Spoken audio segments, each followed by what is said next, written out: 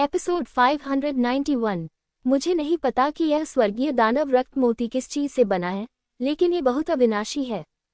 अभिमानी, अपनी ताकत के साथ आप अभी भी मेरे स्वर्गीय दानव रक्त मोती को अवरुद्ध करना चाहते हैं। ये हास्यास्पद है। दानव साधक को अपने दिव्य दानव रक्त मोती पर पूरा भरोसा है। यह मोती उसका तुरुप का पत्ता है। वह आमतौर पर इसका प्रयोग नहीं करता है, क्योंकि मोती उसकी आत्मा के साथ एकीकृत हो गया है। यदि मोती क्षतिग्रस्त हो गया तो वह भी घायल हो जाएगा, लेकिन इसमें कोई संदेह नहीं कि मोती की शक्ति अत्यंत महान है। वह पहले भी 2 बार इसका प्रयोग कर चुके हैं। पहली बार उसने आत्मा क्षेत्र के 5वें स्तर के शिखर पर एक राक्षस जानवर को मार डाला। दूसरी बार तब हुआ जब वह राक्षस नेता से लड़ रहा था। दानव नेता के हाथ में कपड़े का थैला भी एक खजाना है, जो राक्षस जानवरों को पकड़ और नियंत्रित कर सकता है। उस समय वह राक्षस नेता के राक्षस जानवर द्वारा लगभग मारा गया था। स्वर्गीय दानव रक्त मोती की बदौलत दानव नेता गंभीर रूप से घायल हो गया और उसे बचा लिया गया। इस बार उनका मानना है कि स्वर्गीय दानव रक्त मोती भी लिंगजियो को मार सकता है। लिंगजियो ने जो भी किया वह व्यर्थ था। राक्षस ड्रैगन की तलवार ऊर्जा राक्षस की रक्तमाला के साथ गतिरोध में थी और यह स्पष्ट रूप से कमजोर हो रही थी। युद्ध चक्र की परिधि पर दानव नेता हैरान था और अपने दिल में शापित था, मुझे उम्मीद नहीं थी कि उस बदबूदार लड़के का आत्मा क्षेत्र इतना भयानक था। मैं लगभग धोखा खा गया था। हालांकि चाहे वह कितना भी शक्तिशाली क्यों न हो, राक्षस के रक्तमनके का सामना करने पर वह पराजित हो जाएगा। दानव नेता ने दानव के रक्तमनके के खिलाफ लड़ाई लड़ी और आत्मा क्षेत्र के 4थे स्तर के शीर्ष स्तर पर 4 राक्षस जानवरों द्वारा मारा गया।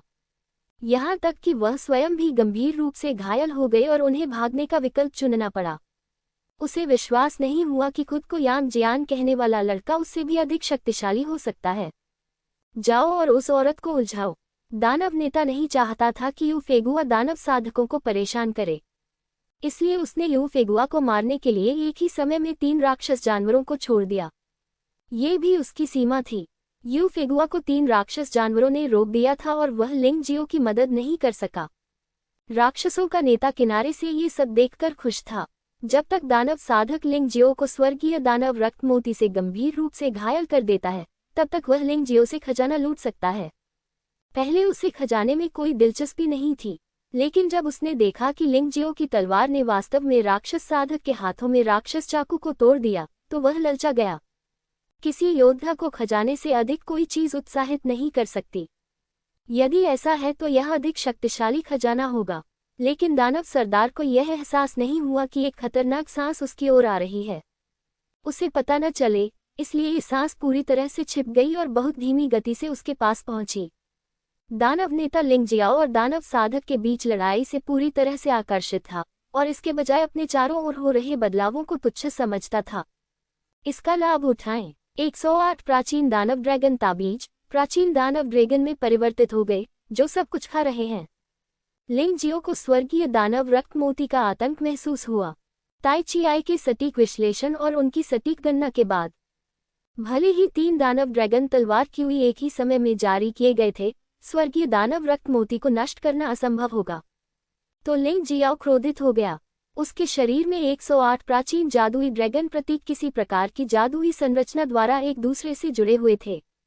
फिर यह धीरे धीरे एक भयानक जादुई ड्रैगन में विकसित हो गया, जो जादुई ड्रैगन तलवार ऊर्जा से 100 गुना अधिक शक्तिशाली था।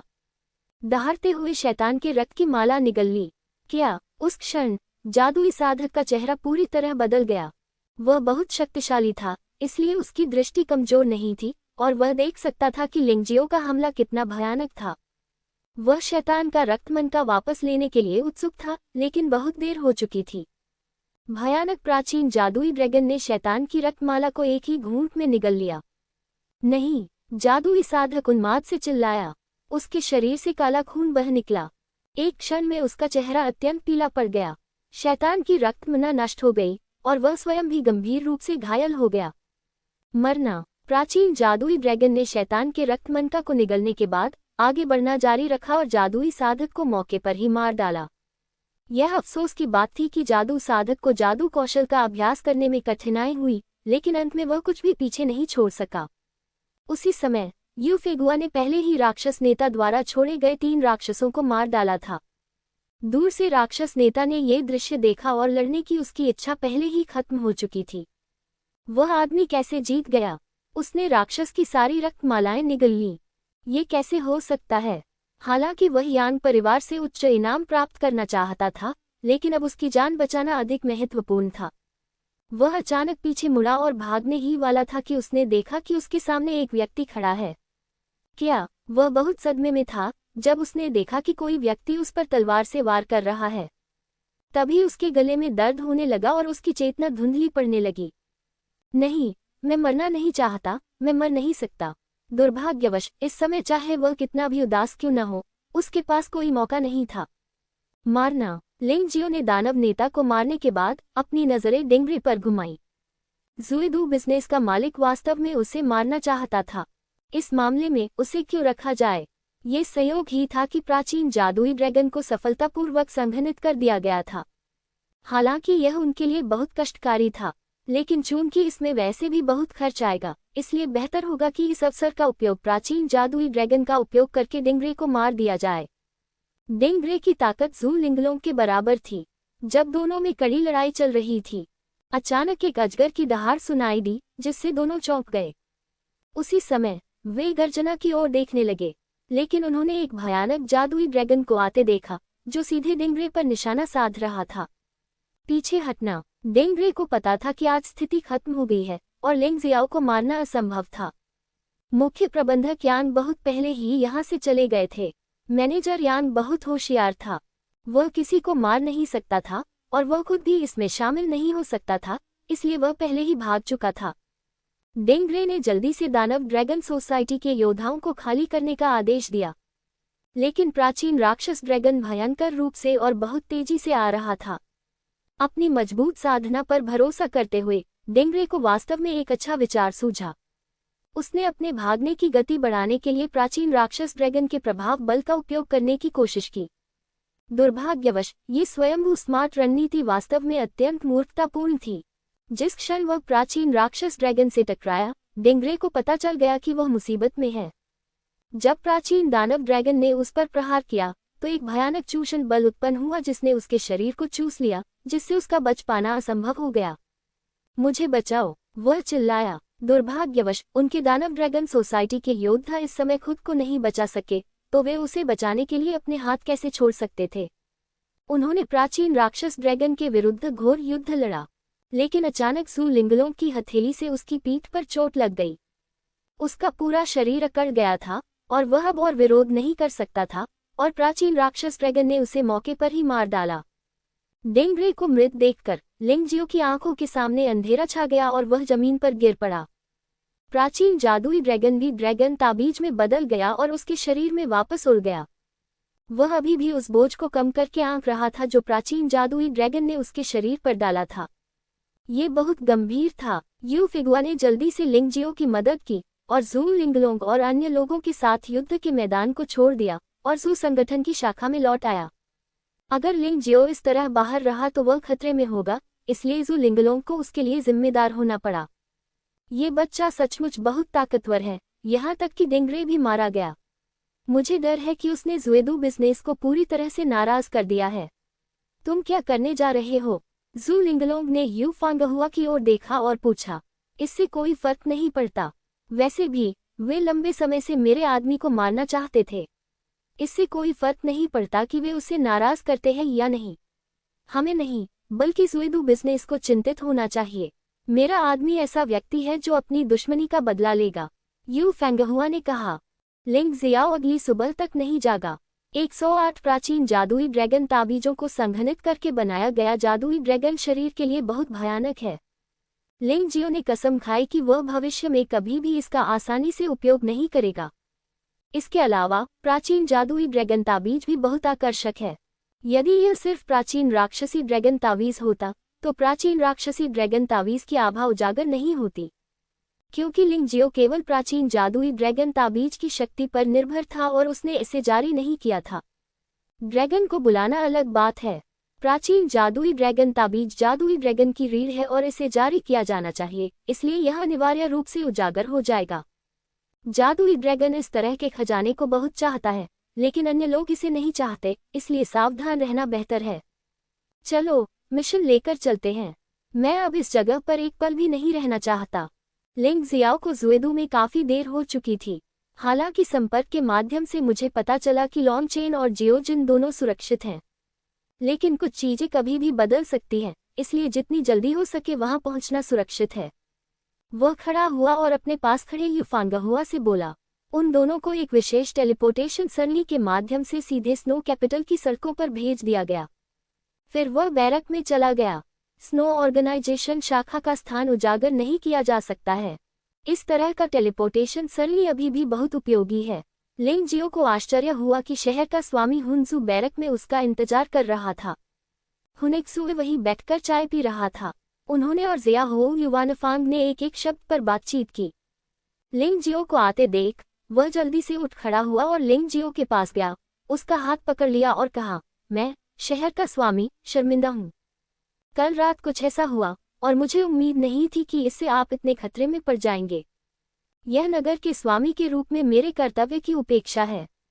अपनी क्षमायाचना व्यक्त करने के लिए मैं आपको एक स्थान पर ले चलूंगा। चाहे लिंग जियो सहमत हो या नहीं, उसने सीधे लिंग जियो का हाथ पकड़ लिया और हवा में कूद गया। अच्छा आदमी, यह आदमी लिंग मेन के स्तर का एक मजबूत आदमी है। लिंग जियो कैसे विरोध कर सकता है? मैं केवल उसका अनुसरण कर सकता हूँ।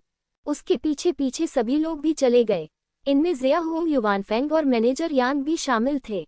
जुएदू ट्रेडिंग कंपनी। लिंग जियाओ ने आश्चर्य से अपने सामने स्थित ट्रेडिंग फर्म को देखा। उसे कुछ समझ नहीं आया। हुनेक्सुए उसे यहाँ क्यों लाया? उसके पास पूछने का भी समय नहीं था। हुनजू ने अचानक अपनी हथेली से वार किया और भयानक शक्ति बाहर निकली। बस एक पल में जुएदू ट्रेडिंग कंपनी जमीन पर धराशायी हो गई। अंदर से कोई भी बच नहीं पाया। लिंग जियाओ दंग रह गया। यद्यपि धोखे और अपहरण के कारण जुएदू ट्रेडिंग कंपनी की प्रतिष्ठा बहुत खराब है और उसके पास बहुत कम ग्राहक हैं। इस समय संभवतः वहां एक भी ग्राहक नहीं था, लेकिन सैकड़ों कर्मचारी सदस्य थे। वह हुनेक्सुए द्वारा आसानी से मारा गया। क्या आप संतुष्ट हैं? हुनजू ने मुस्कुराते हुए पूछा। लिंग जियाओ ने भौहें सिकुड़ी, उसे यह बहुत पसंद नहीं आया। दूसरे पक्ष ने बिना उससे सलाह किए अचानक कार्रवाई कर दी। ये स्पष्ट रूप से उसे एहसान करने के लिए मजबूर कर रहा था। लेकिन भले ही उसे यह पसंद न हो, फिर भी दूसरा पक्ष अंततः उससे बदला लेगा। इसके अलावा यह जुएदू ट्रेडिंग कंपनी अभी भी नामात्र रूप से सिटी लॉर्ड्स मैंशन की संपत्ति है। धन्यवाद, भगवान नगर के स्वामी। लिंग जियाओ ने अपने हाथों को मोड़कर कहा। आपको धन्यवाद देने की कोई आवश्यकता नहीं है। यह जुएदू ट्रेडिंग कंपनी मूल रूप से मेरे नाम की एक संपत्ति थी, लेकिन हाल के वर्षों में इसने सिटी लॉर्ड्स मैंशन की प्रतिष्ठा को गंभीर रूप से नुकसान पहुंचाया है। मैं लंबे समय से उनसे निपटना चाहता था, लेकिन इस बार वे मेरे साथ ही मुसीबत में पड़ गए। तुम्हें सचमुच ऐसा महसूस करने की कोई जरूरत नहीं है कि तुम मुझ पर कुछ बकाया रखते हो। हुनेक्सु मुस्कुराया। लिंग जियो ने मन ही मन सोचा, जब आप ये कहते हैं तो मुझे ऐसा लगता है कि मैं आपका अधिक ऋणी हूँ। कितना होशियार आदमी है। यदि मैं वह कृतघ्न व्यक्ति होता तो बेशक मुझे इसकी परवाह नहीं होती, लेकिन मैं ऐसा नहीं हूँ, इसलिए मुझे आपका एहसान स्वीकार करना होगा। लिंग जियो को स्पष्ट रूप से पता था कि हुनजू उसे जीतने के लिए ऐसा कर रही थी, लेकिन वस्तुतः वह अभी भी हुनजू का एहसानमंद था। बस इतना ही, मैं बाद में एहसान चुकाऊंगा। चाहे कुछ भी हो, उसके लिए हुनेक्सु में शरण लेना असंभव है। ये सिद्धांत का मामला है। यान जियान, मुझे रोशनदान खोलने दो और खुलकर बात करने दो। ये सभी चीजें जो मैंने की हैं, वह आपको ये समझाने के लिए है कि मैं वास्तव में आपकी प्रतिभा की कद्र करता हूँ। मैं अपना व्यवसाय नष्ट कर सकता हूँ जो मैं कई वर्षों से आपके लिए चला रहा हूँ। क्या तुम समझ रहे हो? ये कहना होगा कि हुनजू एक अद्वितीय दृष्टि वाले व्यक्ति हैं। उन्होंने निर्णय लिया कि लिंग जियो एक अद्वितीय प्रतिभा है और वे उसे अपने उपयोग के लिए अपनाना चाहते थे। ये दुख की बात है कि इस दुनिया में एक ऐसा व्यक्ति भी है जो कभी भी दूसरों पर निर्भर नहीं रहेगा, चाहे कुछ भी हो। या तो असफल हो जाओ या राजा बन जाओ, इसके अलावा कोई रास्ता नहीं है। बेशक मैं समझता हूँ और मैं बहुत प्रभावित हूँ, लेकिन यद्यपि मैं द्रवित हो गया हूँ, फिर भी मैं आपके सामने आत्मसमर्पण नहीं कर सकता। लिंग जियो ने कहा, मास्टर हुनेक्सु, आप मुझसे उम्र में बड़े हैं, लेकिन हो सकता है कि हम करीबी दोस्त बन जाएं। जहां तक आपके काम करने की बात है, तो अब इसका जिक्र मत कीजिए। मेरे अपने सपने और अपने लक्ष्य हैं। मैं आपके सपनों को साकार करने में आपकी मदद कर सकता हूँ। मेरा अनुसरण करें और आप जो चाहे प्राप्त कर सकते हैं। हुनेक्सू ने कहा, आप ऐसा नहीं कर सकते। लिंग जियाओ ने अपना सिर हिलाया। अगर हुनजू को उसकी महान महत्वाकांक्षा के बारे में पता चलता तो वह शायद उसे पागल समझकर हंसता। यांग जियान, मुझे टोस्ट मत दो और शराब से दंडित मत हो जाओ। लॉर्ड हुनेक्सू ने कभी किसी को इस तरह के विनीत निमंत्रण के साथ व्यवहार नहीं किया है। तुम बहुत दूर चले गए हो, मैनेजर यांग ने ठंडे स्वर में कहा। हुनजू ने मैनेजर यांग को न तो रोका और न ही उसे डांटा। ये देखा जा सकता है कि वह इस समय थोड़ा गुस्से में भी था। वह प्रतिष्ठित आत्मा सम्राट का पुत्र, हिम राजधानी शहर का स्वामी तथा दिव्य आत्मा क्षेत्र का शीर्ष शक्तिशाली व्यक्ति है। मात्र युवानहुन क्षेत्र की साधना वाले योद्धा को आमंत्रित करते हुए दूसरे पक्ष ने उसे मना करने का साहस किया, और उसने एक से अधिक बार मना कर दिया। यह उनके प्रति पूर्णतया अपमानजनक है। लिंग जियो ने मैनेजर यांग को देखा और मुस्कुराया। क्या आपको लगता है कि मुझे नहीं पता कि आप कल रात वहां थे? तुमने राक्षस नेता को मुझे मारने के लिए उकसाया। यदि भगवान हुनजू वास्तव में मुझे ईमानदारी से आमंत्रित करना चाहते थे तो उन्हें आपको मार देना चाहिए था, लेकिन उसने ऐसा नहीं किया। उसने केवल जुएदू व्यवसाय को नष्ट कर दिया जो पहले से ही बहुत मूल्यवान था। क्या आप सचमुच सोचते हैं कि मैं 3 साल का बच्चा हूं जो इतनी आसानी से भावुक हो जाता है? लेकिन भले ही यह सिर्फ दिखावा हो, मैंने फिर भी ये किया। बस इसे भगवान हुनजू का एहसान ही समझिए। अपना काम पूरा करने के बाद मैं इस एहसान का बदला चुकाने के लिए अवश्य आऊंगा। हालांकि उन्होंने यह बात मैनेजर यांग से कही थी, लेकिन उन्होंने यह बात हुनजू से कही थी। दूसरे पक्ष का धैर्य स्पष्टतः समाप्त हो चुका है। लिंग जियो को भी दूसरे पक्ष के विचारों का एहसास हुआ। मुझे डर है कि यह जुएदू बड़ा उपद्रव करेगा, अन्यथा वह सचमुच नहीं जा सकता। हुनजू बहुत मजबूत है, इतना शक्तिशाली कि लिंग जियो उसके सामने कुछ भी नहीं है। लेकिन लिंग जियाओ का अपना गौरव है, वह दूसरों पर भरोसा नहीं कर सकता। हुनजू ने अचानक अपनी आंखों में जानलेवा इरादे के साथ व्यंग्य किया। क्या आपको लगता है कि हुन कियानमिंग आपका समर्थन कर रहा है? आप मुझे अनदेखा कर सकते हैं। आप कुछ नहीं बल्कि अंगरजैद का एक टुकड़ा हैं। किसी ने इसे ध्यान से नहीं तराशा है। क्या आपको लगता है कि आप कला का एक वास्तविक काम बन सकते हैं?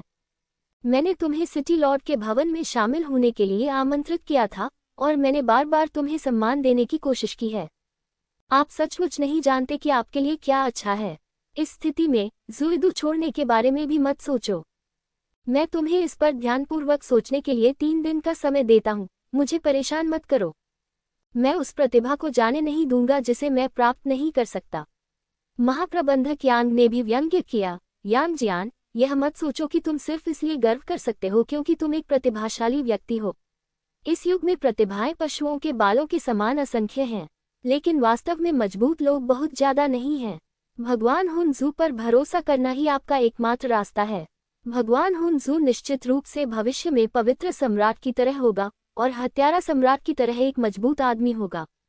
महाप्रबंधक यांग ने आगे कहा, ये भगवान हुनजू का युग है। हालांकि इस युग में कई उत्कृष्ट लोग हैं, लेकिन कोई भी भगवान हुनजू के साथ तुलना नहीं कर सकता है। यहाँ तक कि शेंग तियान, आपकी मानवजाति की अद्वितीय प्रतिभा, भगवान हुनजू से तुलना करने योग्य नहीं है। इस बारे में ध्यान से सोचो। यदि तुम जीवित रहना चाहते हो और अपना गौरव बनाना चाहते हो तो तुम्हें भगवान हुनजू से जुड़ना चाहिए। अन्यथा, चाहे वह दानव ड्रैगन सोसाइटी हो या हमारा यांग परिवार, आप बिना दफन स्थान के मर जाएंगे। अपना ख्याल रखें। हे, लिंग जियाओ हंसा। आप किस पर हंस रहे हो? हुनजू ने भौहें सिकुड़ी। मैं आपके अहंकार पर हंस रहा हूँ। आपकी उम्र पहले ही 40 वर्ष से अधिक हो चुकी है और आप अभी इस स्तर तक पहुँचे हैं, और आपने संपूर्ण आत्मा देश के साधना संसाधनों को केंद्रित कर लिया है। और मैं तो सिर्फ 20 साल का हूँ। 1-2 साल में मैं तुमसे आगे निकल जाऊंगा। यह युग तुम्हारा नहीं, मेरा है। या फिर तुम मेरे अधीनस्थ बन सकते हो। शायद मैं तुम्हें आत्मा सम्राट के सिंहासन पर बैठा सकता हूँ। लिंग जियाओ हंसा। आसपास के सभी लोग दंग रह गए। किसी ने नहीं सोचा था कि लिंगजियो ने हुनजू से इस तरह बात करने की हिम्मत की होगी। उन्होंने सोचा कि हुनजू क्रोधित हो जाएगा। हालांकि हुनजू ने बस मुस्कुराया। युवा लोग खून और ऊर्जा से भरे होते हैं। जियाओ फे उस समय बिल्कुल तुम्हारी तरह थी। भूल जाओ, मैं तुमसे परेशान नहीं होऊंगा। लेकिन याद रखें, आपके पास इसके बारे में सोचने के लिए केवल 3 दिन हैं। 3 दिन बाद या तो मेरे सामने आत्मसमर्पण कर दो या जो तुमने पहले कहा था उसकी कीमत चुकाओ। बोलने के बाद हुनजू अपने लोगों के साथ चला गया। तुम्हें इसका पछतावा होगा, लिंग जियो ने हुनजू की पीठ को घूरते हुए कहा। हुनजू ने पीछे मुड़कर नहीं देखा और लिंग जियाओ यू फेगुआ के साथ सड़क पर गायब हो गया। जू संगठन जुएदू शाखा, जू लिंगलुंग, हुन क्यानमेंग, यहाँ तक कि लिंग यिक्सू, बाइफी, लू युआन और टोंगयुन्नी भी आए। तुम यहाँ क्यों हो? लिंग जियाओ थोड़ा हैरान हुआ। मैंने सुना है कि आप किसी परेशानी में हैं, इसलिए हम आपकी मदद करने के लिए यहाँ हैं। हुनजू हमेशा से घमंडी रहा है। अगर उसे वह व्यक्ति नहीं मिलता जिसे वह चाहता है, तो वह उसे नष्ट कर देगा। ऐसा लगता है कि उसने आज तुम्हें अंतिम चेतावनी दे दी है, लिंग यिक्सुए ने पूछा। लिंग जियो ने सिर हिलाया और कहा, वरिष्ठ वास्तव में परेशान करने वाला है। अगर वह मुझे जाने देगा तो मैं भविष्य में उसके लिए कुछ करूंगा और हम दोस्त भी बन सकते हैं। लेकिन वह बहुत घमंडी है और जोर देता है कि मैं उसका अधीनस्थ बनूं, जिससे मैं उसे अत्यधिक घृणा करने लगूंगा। वह आदमी बिल्कुल आत्मा सम्राट जैसा है, घमंडी, दंभी, आत्मधर्मी और कभी किसी और की नहीं सुनता। हुन क्यानमेंग ने असहाय होकर कहा, आप आगे क्या करने जा रहे हैं? उसने मुझे इस बारे में सोचने के लिए 3 दिन का समय दिया। अगर मैं फिर भी सहमत नहीं हुआ तो वह मुझे मार डालेगा, लिंग जियाओ ने हल्की से कहा। ऐसा लगता है कि वह अपने स्वयं के मामलों के बारे में नहीं, बल्कि किसी पूरी तरह से असंबंधित व्यक्ति के बारे में बात कर रहे हैं। तुम्हें बिल्कुल भी डर नहीं लग रहा, लिंग यिक्सुए ने कहा। तुम्हें किस बात का डर है? अगर वह मुझे मारना चाहता है तो मैं उसे मारने दूंगी। ये पता चला है कि मैं कोई बड़ी बात नहीं बनाना चाहता, मैं बस चुपचाप जानवर राजवंश में जाना चाहता हूँ। लेकिन चूंकि चीजें इस बिंदु तक आ गई हैं, इसलिए मुझे डरने की कोई बात नहीं है। शोर मचाओ, इस बर्फ को उलट पुलट कर दो, लिंग जियाओ ने एक भयावह मुस्कान दिखाई। जो लोग उसे निशाना बनाना चाहते हैं, वे अंततः उसके निशाने पर आ जाएंगे।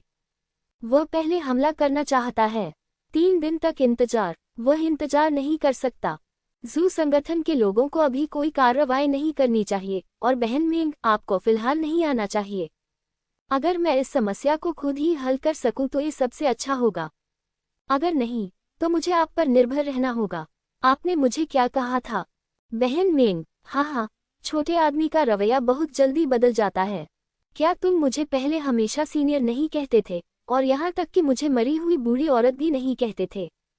हुन क्यानमेंग हंसे। स्थिति अब अलग है। बहन मेंग मेरी मदद करने के लिए जुएदू आने का जोखिम उठाने को तैयार है, जो पहले से ही एक महान कारण है, भले ही आप यीजू से संबंधित हो या नहीं।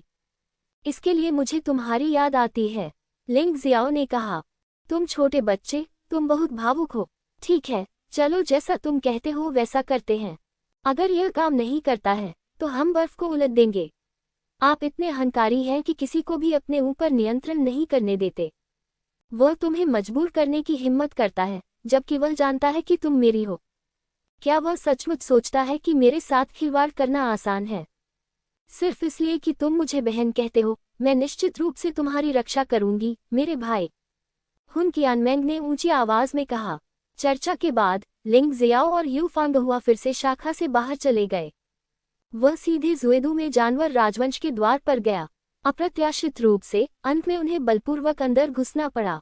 अगर मुझे पता होता तो मैं ये काम शुरू में ही कर लेता, लेकिन फिर मुझे डर है कि अगर मैंने ये काम शुरू में ही कर लिया होता तो ज्यादा लाभ नहीं मिल पाता। हो सकता है कि मैं फ्रॉस्ट मेमोथ और प्राचीन ड्रैगन तावीज से चूक गया हूँ। इससे भी महत्वपूर्ण बात यह है कि यदि उसने इन चीजों का अनुभव नहीं किया होता और सीधे उस स्तर से गुजरा होता, तो वह मनोवैज्ञानिक रूप से इससे उबर नहीं पाता और यह उसकी गलती होती। लेकिन अब वह सही है। आधे घंटे बाद जुएदू का निकास जानवर राजवंश की ओर ले जाता है। लिंग जियाओ और यू फांगहुआ को लोगों के एक समूह ने घेर लिया था। ये लोग योद्धा थे जो निकास द्वार की रक्षा के लिए जिम्मेदार थे, और सबसे कमजोर व्यक्ति दिव्य शरीर क्षेत्र के 9वें स्तर पर था। यदि आप इसके बारे में ध्यान से सोचें तो कुछ समय पहले लिंग जियो के पास दिव्य शरीर क्षेत्र के 9वें स्तर पर एक योद्धा के खिलाफ जीतने का कोई मौका नहीं था। लेकिन अब वह दिव्य आत्मा क्षेत्र के 3रे स्तर के शिखर पर एक योद्धा को आमने सामने मार सकता है। खेती की यह गति इतिहास में पहली बार है। रास्ते से हट जाओ, मैं निर्दोष लोगों को नहीं मारना चाहता, मुझे आशा है कि तुम मेरी तलवार की नोक पर चोट नहीं करोगे। लिंग जियो ने लाल रक्त दानव तलवार निकाली। इस समय रिवर्स के देवता की तलवार अभी भी दानव तलवार को पचा रही थी और यह अनुमान लगाया गया था कि यह लंबे समय तक अनुपयोगी होगी। सौभाग्य से लाल रक्त दानव तलवार के अलावा लिंग जियो के पास रहस्यमय जंग लगी लोहे की तलवार और युवानहुन तलवार भी थी। ये काफी था। हा, ये बच्चा पागल है। उन दोनों ने वास्तव में तोड़ने की कोशिश की थी। क्या वे नहीं जानते कि हमारे 1 लाख सैनिक यहाँ पहरा दे रहे हैं? योद्धाओं को लिंग जियो की बातें मजाकिया लगी और वे बेतहाशा हंसने लगे। लिंग जियाओ भी हंसा। ऐसा क्यों है कि जब मैं सच बोलता हूं तो कोई मुझ पर विश्वास नहीं करता? 1 लाख सैनिक, मेरी नज़र में वे सिर्फ घास हैं, उनका जिक्र करने लायक कुछ भी नहीं है। भाड़ में जाए वह, उसने ये कहने का साहस किया कि हम घास हैं। सैनिक नाखुश थे। हालांकि वहां केवल 10,000 से अधिक लोग ही उपस्थित थे, लेकिन उनका दृढ़ विश्वास था कि लिंग जियाओ और यू फेगुआ से निपटने के लिए यह पर्याप्त था। फंगहुआ, तुम्हें पहले अपनी ऊर्जा बचानी चाहिए। मैं महत्वपूर्ण क्षण पर हमला करने के लिए तुम पर भरोसा करूंगा। इस व्यस्त नौकरशाह को मेरे पास छोड़ दो। लिंग जियाओ की रिकवरी की गति बहुत तेज है। भले ही वह कुछ ऊर्जा खर्च करे, वह जल्दी से ठीक हो सकता है। इसलिए वह लंबी लड़ाई से नहीं डरते, समूह लड़ाई से तो बिल्कुल नहीं। यू फेगुआ ऐसा नहीं कर सकती। उसे पहले आराम करना होगा और फिर बड़ी लड़ाई में लड़ना होगा। यू फेगुआ ने सिर हिलाया। कियानकुन क्षेत्र में वापस लौट आए और अपनी सांस को समायोजित करने के लिए समय लिया। और लिंग जियो वहीं खड़ा था, हजारों सैनिकों की घेराबंदी का सामना करते हुए बस वहीं खड़ा था, बिजली के पवित्र पैटर्न को खोल रहा था। इसके बाद आग में उल्टे पतंगों के दृश्य चलते रहे। जब तक वे सैनिक लिंग जियो के पास 5 मीटर के भीतर पहुंचेंगे, उन पर बिजली गिरेगी। मौके पर ही बेहोशी की हालत में लिंग जियो लोगों को मारना नहीं चाहता था, इसलिए उसने ताकत को नियंत्रित किया। अन्यथा इनमें से कई लोग संभवतः मर जाते। आओ, तुम क्यों नहीं आते? एक हमले के बाद हजारों लोग बिजली गिरने से बेहोश हो गए। बाकी लोग वहीं खड़े रहे और हिलने की हिम्मत नहीं जुटा पाए। लिंग जियो मुस्कुराया और अपना हाथ हिलाते हुए कहा, यदि आप नहीं आएंगे तो मैं चला जाऊंगा। तुम सचमुच जबरदस्ती घुसने की योजना बना रहे हो। शियाहो युवानफेंग भीड़ से बाहर आया और आह भरते हुए बोला, नगर के स्वामी को आपसे ऐसा करने की उम्मीद थी और उन्होंने मुझे यही प्रतीक्षा करने के लिए कहा था। हालांकि लिंगलोंग के कारण मेरे मन में आपके बारे में अच्छी धारणा है, लेकिन मैं तो आखिरकार नगर स्वामी का अधीनस्थ हूँ। मुझे अपने स्वामी के प्रति वफादार रहना चाहिए। नगर के स्वामी ने मुझे तुम्हें यही रोकने के लिए कहा है और मैं केवल यही कर सकता हूँ। जनरल शियाहो को यहाँ भेजा गया था। ऐसा लगता है कि हुनिक्सू ने मुझे न जाने देने का मन बना लिया है। लिंग शियाओ की आंखों में एक ठंडी रोशनी चमक उठी। वह शियाहो युवानफेंग का दुश्मन नहीं बनना चाहता था, लेकिन आज की लड़ाई शायद अपरिहार्य थी। शियाहो युवानफेंग महाप्रबंधकयान के समान स्तर का अस्तित्व, आत्मा क्षेत्र के 7वें स्तर का एक शक्तिशाली व्यक्ति। सामान्य परिस्थितियों में लिंग शियाओ उसका प्रतिद्वंद्वी नहीं हो सकता था। इसके अलावा शियाहो युवानफेंग ने कभी भी उस पर निशाना नहीं साधा था और वह इस व्यक्ति से लड़ना नहीं चाहता था। क्या कोई और विकल्प नहीं है? लिंग शियाओ ने पूछा। आज आपके पास केवल 2 विकल्प हैं। पहले मुझे मार डालो, दूसरा मेरे द्वारा पकड़ लिया जाना और नगर स्वामी से मिलने के लिए नगर स्वामी के भवन में ले जाया जाना। शियाहो युवानफेंग ने कहा, तो फिर मैं दूसरा विकल्प चुनूंगा। लिंग जियाओ अचानक हंस पड़ा।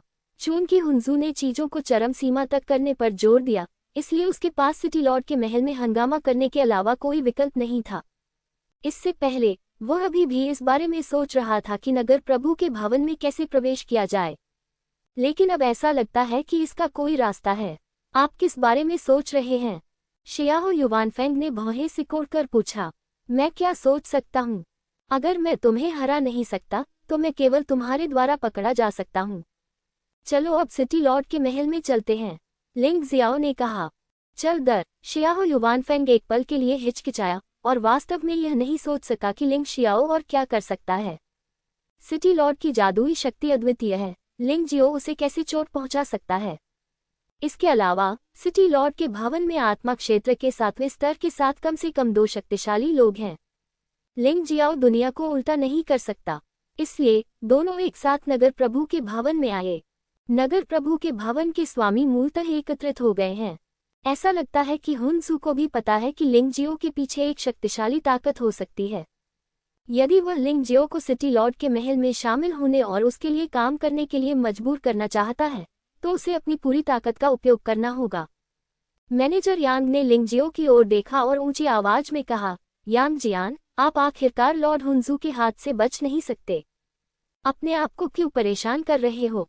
ऐसा कोई प्रतिभाशाली व्यक्ति कभी नहीं हुआ जिसे भगवान हुनजू से ऐसा सम्मान और अनुग्रह मिल सके, लेकिन आप नहीं जानते कि आपके लिए क्या अच्छा है। क्या आप स्वयं को बहुत गंभीरता से लेते हैं? घुटने टेको और तुरंत आत्मसमर्पण कर दो, नहीं तो तुम अपनी जान बचा सकते हो। सिटी लॉर्ड के भवन में हर कोई ऐसा ही सोचता है। वे लिंगजियो को देखते हैं और समझ नहीं पाते कि हुनजू को इस युवक को अपने अधीनस्थ के रूप में क्यों लेना चाहिए। मुख्य बात यह है कि दूसरा पक्ष अभी भी कृतघ्न है और बार बार मना कर रहा है, यहाँ तक कि लॉर्ड हुनजू को भी नाराज कर रहा है। यदि भगवान हुनजू उनके साथ ऐसा व्यवहार करेंगे तो वे संभवतः कृतज्ञ होंगे और अपने जीवन के लिए लड़ेंगे। जिद्दी, पता नहीं आपके लिए क्या अच्छा है, तुम्हारे दिमाग में छेद है। उन्होंने लिंगजियाओ के बारे में यही कहा। ये दुख की बात है कि वे यह नहीं समझते कि इस दुनिया में ऐसे लोग भी हैं जो कभी दूसरों से कमतर नहीं होंगे। मजबूर होने की तो बात ही छोड़िए। उन लोगों की चर्चा सुनकर लिंगजियाओ अपनी हंसी रोक नहीं सका। एक गौरैया हंस की महत्वाकांक्षा को कैसे जान सकती है? वे सभी अंधे सरीसृपों का एक समूह हैं। हुआनजू ने लिंगजियाओ पर दबाव बनाने के लिए ही इतना बड़ा दृश्य बनाया। लिंगजियाओ को भी ये पता था, यदि उनके पास कुछ तुरुप के पत्ते नहीं होते तो शायद उन्हें आज हार माननी पड़ती। हालांकि सौभाग्य से उनके पास एक से अधिक तुरुप के पत्ते हैं। भले ही वह एक आत्मा सम्राट है, वह उसे कुछ भी करने के लिए मजबूर नहीं कर सकता। यह उल्लेख करने की आवश्यकता नहीं है कि हुनजू की ताकत एक आत्मा सम्राट जितनी अच्छी नहीं है। हुनजू ने मुस्कुराते हुए लिंगजियाओ को देखा। उसने महसूस किया कि लिंगजियो के पास आज कोई और विकल्प नहीं था और वह सिटी लॉर्ड के महल में शामिल होने के अलावा कुछ और नहीं कर सकता था। लिंगजियाओ भी मुस्कुराया। उसने हुनजू को देखा और ऊंची आवाज में कहा, क्या तुम सोचती हो कि मैं आज यहाँ तुम्हारे सामने आत्मसमर्पण करने आया हूँ? नहीं, आप गलत हैं। मैं बस तुम्हें एक सलाह देना चाहता हूँ। आपके पास अभी भी अपना वादा वापस लेने का मौका है। इस तरह आप कुछ भी नहीं खोएंगे। यदि आप ऐसा करने पर अड़े रहे तो मुझे डर है कि अगली बात बहुत बुरी होगी। क्या? लिंगजियो के शब्दों से नगर स्वामी के भवन में मौजूद योद्धाओं को ऐसा महसूस हुआ जैसे वे सपना देख रहे हों। मैंने गलत सुना? क्या यह आदमी पागल है? उसकी हिम्मत कैसे हुई नगर के स्वामी से इस तरह बात करने की?